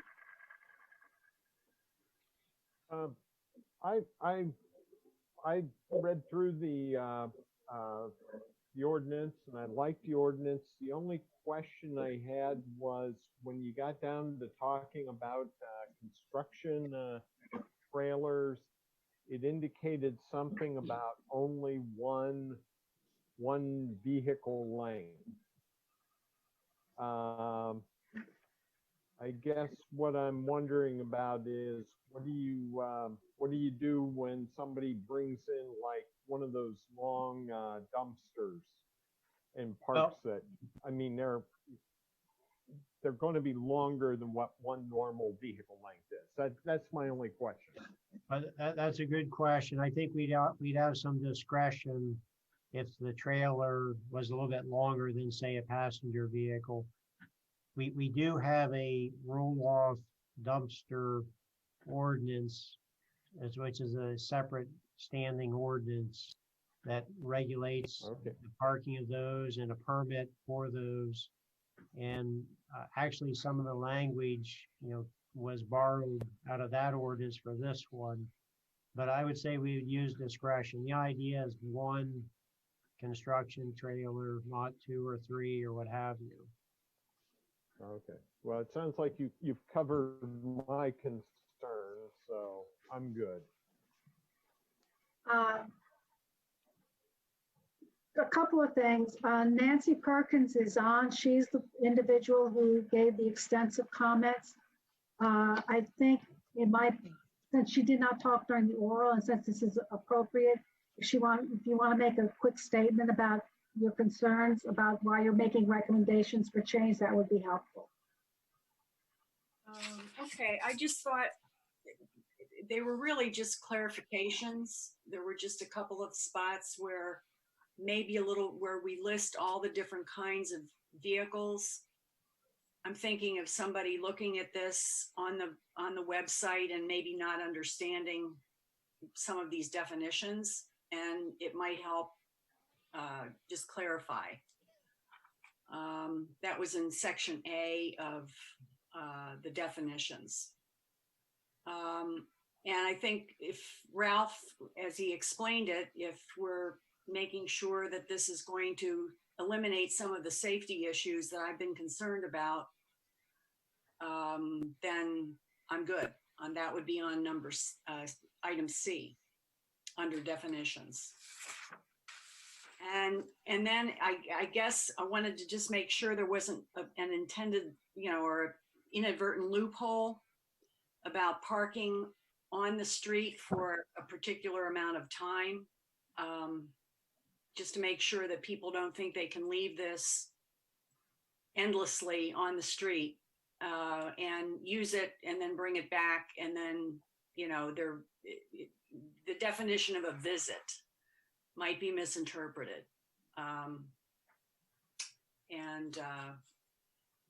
Really any trailer is there to be loaded and unloaded, and then you get it off the street or not have it be seen on the street. The other thought I had was there are sometimes vehicles that have a lot of advertising logos and things on them. They're meant to catch attention, but they're also kind of a visual eyesore. And in particular in a historic district, it doesn't really kind of support the ambiance of a historic district. So you might want to think about that as it's not really a trailer, but it's the attention-getting vehicles that are decorated to catch attention, and people, I guess, get a discount for having all of this on their. I think of Volkswagens, if you've seen those. Sometimes they get a little out of hand. So it's something to consider. If you don't think it's worthy of changing this, let it go. It's just that could be a problem at some point. And then maybe just adding some information on the website, number I, under number 3 on the second page.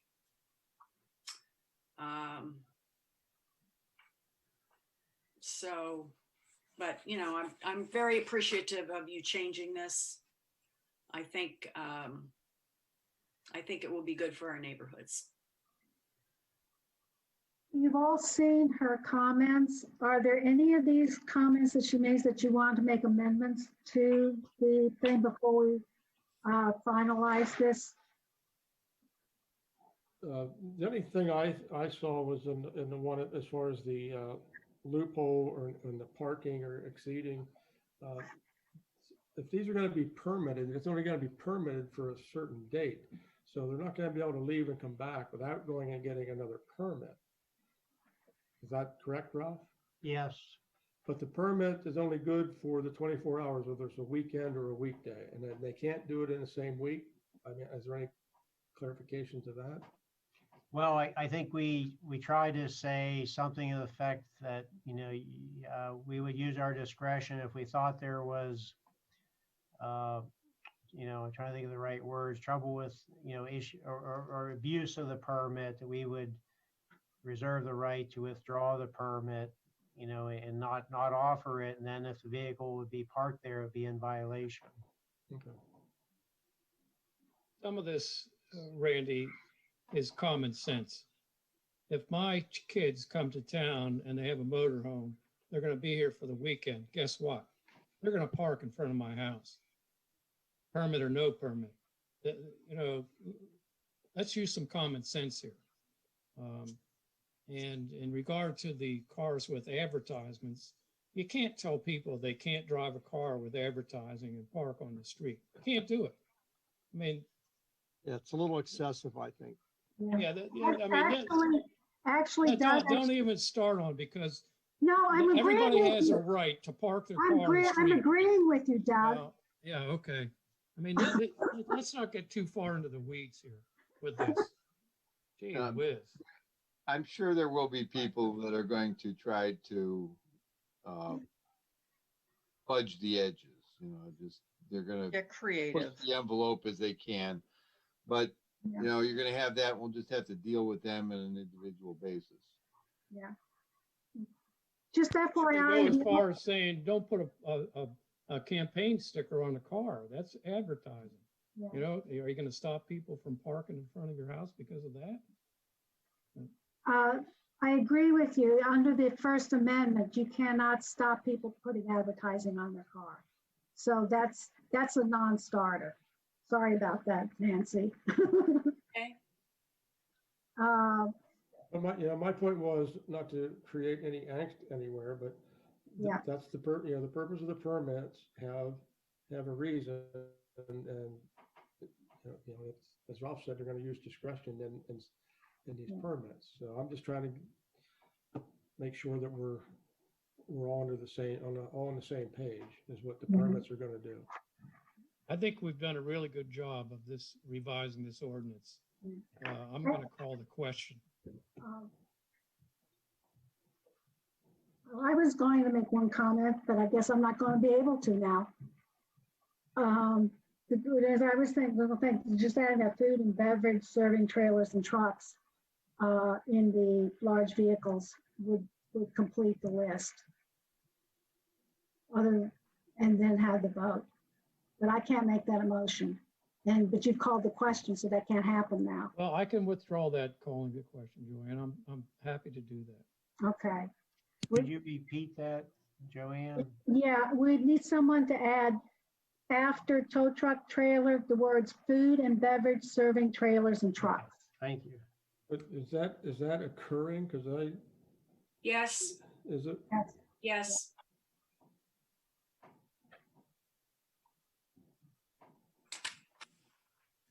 If this, I don't know who this is specifically for, but I do know that Brazilian Munchies, who's in my ward, parks in their driveway, which is side of the house. That wouldn't affect this. Okay. I can't support anything that impedes them doing business. It would affect it, Melissa, if it sticks beyond the front of the house. Yes, I want to make that clear. That's the way it's written, that from the front of the house towards the street, you're not to have whatever the definition is out beyond, in that front yard area. I believe that their driveway, it would be the way that their driveway curves, their truck is usually behind the front of the house, but their driveway is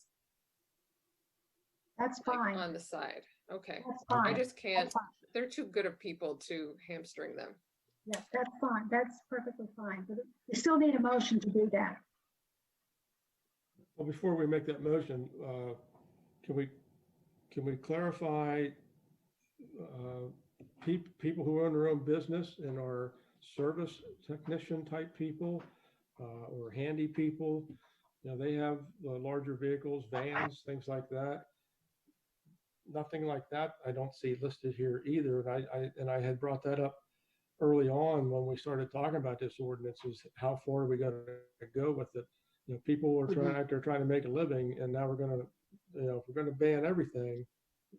Wouldn't they be more or less just overnight parking? Then they're not if they live there. Not if they live there. Yeah, but if they're living there, they're going to park there at night, and then they're going to go out to their job the next day. So it's not like they're parking there. Let's clarify. We have had an ordinance on the books for years that spoke to tractor trailer type vehicles, and it's been there for years. We have modified what we've had on the books, and I think we can take a look at it, but I think that the idea is not about who owns the vehicle. It's the definition of the vehicle. So if you're not comfortable with it, let us know, but now's the time to decide. You know, it describes a type of vehicle, a Well, large. you have construction trucks on here. I'm just asking that question, that if I'm the homeowner and I have to have a place to park my truck, I'll need to find a different place to park it. Yes, you would not be able to park it on a regular basis in the front yard setback area or on the street. You can park it in the driveway, as Melissa was describing. The driveway goes beyond the front of the house into the side yard. You're welcome to use that area. You're welcome to put your camper there, your boat there, whatever. But it would not be able to be in the front yard setback area or on the road or the street. Okay, so my question is this.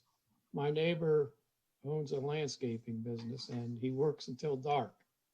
So he has to drive his T-tag home in preparation, or because he's so tired, he doesn't need to take it back to the shop. He's going to leave at 6 in the morning to restart the job in the middle of the summertime. So are you going to tell that gentleman that he cannot park that vehicle overnight in front of his house for the next day's work? Is that the way this ordinance is going to work? That is the way the ordinance is written. He would not be permitted to park there. He would probably get one 24-hour stay, maybe two. You know, as I said, there's some discretion, but not every night. I understand every night. So it sounds like it might be nuisance generated if somebody sees it being abused. Yes. Now keep in mind, the intent is improved safety.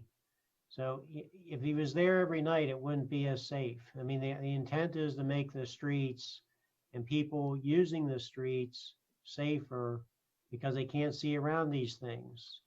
So it just can't be there. If we adopt the ordinance, it would not be able to stay there every night. Yes, there could be some exceptions or discretion, but not every night, not every week after week. That will not fly. If we adopt the ordinance and you ask the staff to enforce it, you know, we'll go by what's in the ordinance. I have a question on the definition of trailers. Small trailer that you load a riding lawnmower on, would that be considered one of these trailers? Yes, it's considered. Absolutely. It's considered a Good. utility That's trailer. That's what I was just wanted to clarify. Well, thank you. You know, like your water ski trailers, snowmobile trailers, you name it, lawnmower trailers.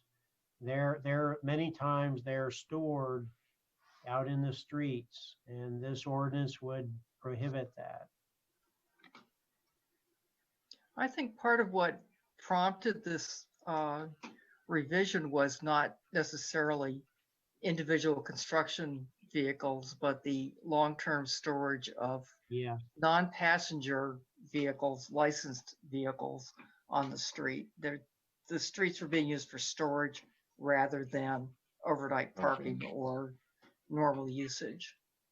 I agree, but I've seen trucks parked on Bishop Street, and I've seen parked, you know, and I'm assuming they live there because they park there, and they're usually there most of, not during the day, but you know, at night sometimes they go back.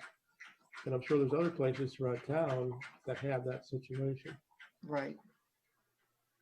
But if, you know, if they have another alternative, that's great. But if they don't, then they're going to have issues, I think, with this.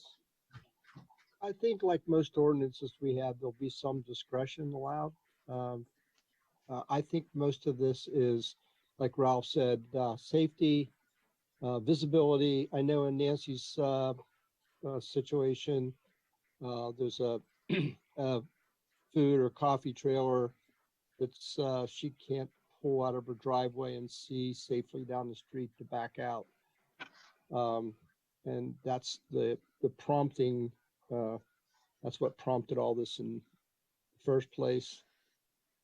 And it is safety, it's visibility. But like if someone's living on Bishop Street and they work for a company that has a, you know, a larger truck, they may even have a sign on it. and they're just getting up in the morning and leaving and coming back and so on and so forth. I think there's some discretion that can be used in enforcing this ordinance. No, you have the power. So is it going, are there any changes to the ordinance before we vote on it? I don't have any. No. Okay. Seeing no motion to amend, we'll move to a vote. All in favor, say aye. Aye. Aye. All opposed? Okay, it passes. So we'll put it in and get it sent out. It was unanimous. Was that, I thought that was the motion for the food beverage. 'Cause there was a motion. No, and a because second no one that- ever made that motion. You did. No, thought I you made can't it. make a motion. That's what I said, is that someone else has to make it. I thought somebody seconded it. Nobody's made a motion or seconded it. That's why I asked. As chair, I'm not allowed to make motions. I can only request a motion. Since there is a little bit of confusion, I would just add, we should give a little bit longer effective period than normal, because we're gonna have to notify a lot of residents. Yeah. Get the word out a couple, as many ways as we can. I was thinking 60 to 90 days, to get people notified and find vehicles that are setting on streets and get word out to everybody through a letter. It'll take some time. So I agree. at the end of it, it says this ordinance shall take effect on month date in 2020. So we still have to put that date in. And I think what we might do is like we have the education as a warning first, and then, Yeah. so does anyone have a motion as a start date for this ordinance? January 1st. Okay. That gives It's you a good 2 time to months. start. Well, the other thing is, and I'll second that motion so we can have some discussion. So that was Ann, No, Prendergast. Mike and Doug. Prendergast, and Doug. Okay. We're gonna need some time to get this permit application system up to date on Yeah. our website. Yeah. So that'll probably take a couple months. You want to push till it you back to, perfect that. you want to push it back to February? That, Mike, you'd have to make a motion now that we have the motion on the table. You'd have to amend the motion that you've made. Well, I was thinking a month and a half was relatively good, but it's 45 days. Why don't we ask Ralph and Don that question? Is a month and a half a time to put this together? I know we've been in touch with our web person. That's really the time frame that we need to work with. Do you know, was there an estimate on time, Don? No, but based on what he's worked on so far, I would at least push it to February 1st. Okay. Amend my motion then? Yes, you can. Amend the motion to February 1st instead of January 1st. And Doug, are you going to second that? I will.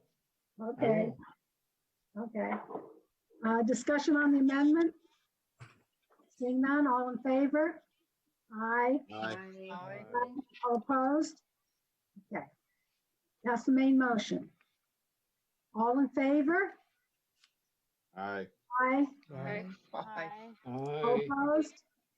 So moved. So it will become effective on February 1st, 2021.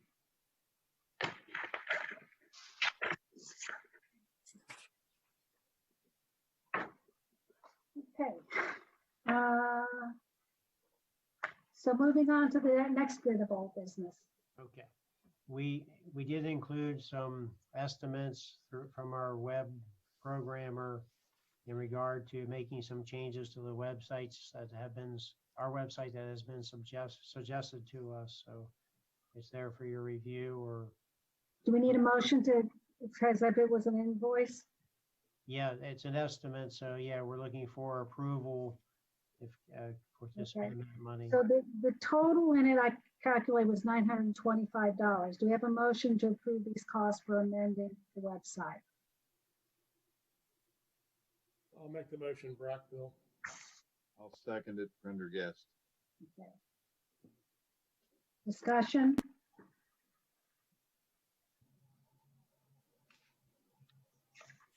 Seeing none, all in favor? Aye. Aye. Aye. All Aye. opposed? So moved. Thank you. Any other old business? That's all I have. Okay, moving on to new business. New business, we just, this time of year, council typically approves the courtesy parking program that goes in effect the Friday after Thanksgiving through just past New Year's. So we're looking for council to do that this year, and then we'll get everything in motion. So I need a I'll make motion. the motion. I'll make the motion to I'll enact second it. the holiday parking schedule, which is a limit to 2 hours for free, I believe, Yes. until January 1st or 2nd. Third.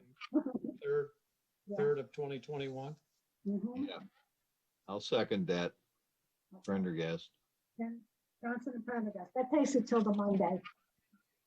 So it gives you the weekend as well. Yeah. Discussion? Seeing none? All in favor? Say aye. Aye. Aye. All opposed? So moved. Thank you. Any other public comment? We have a motion to adjourn. Hold it. I have one quick thing. Okay. Tomorrow I couldn't get my button mute off. Tomorrow at 11:30, there is a grand opening and a ribbon cutting for the Nittany Express launches their affordable parking shuttle and vehicle maintenance service at the University Park Airport. I'm going to be there for the ribbon cutting and the grand opening. They have light refreshments prepackaged. You have to wear a mask, blah, blah, blah, all that stuff. All the verbiage that makes you feel safe. But anyhow, if anybody else from council is interested in coming up for this grand opening ribbon cutting at the airport tomorrow, it's at 11:30. What, Interested, Tom, what interested is or it again? available. Hold on. What, Say again. what is it? It's called Nittany Express. I sent you the email. Okay, because I just talked to the executive director. We know nothing about it.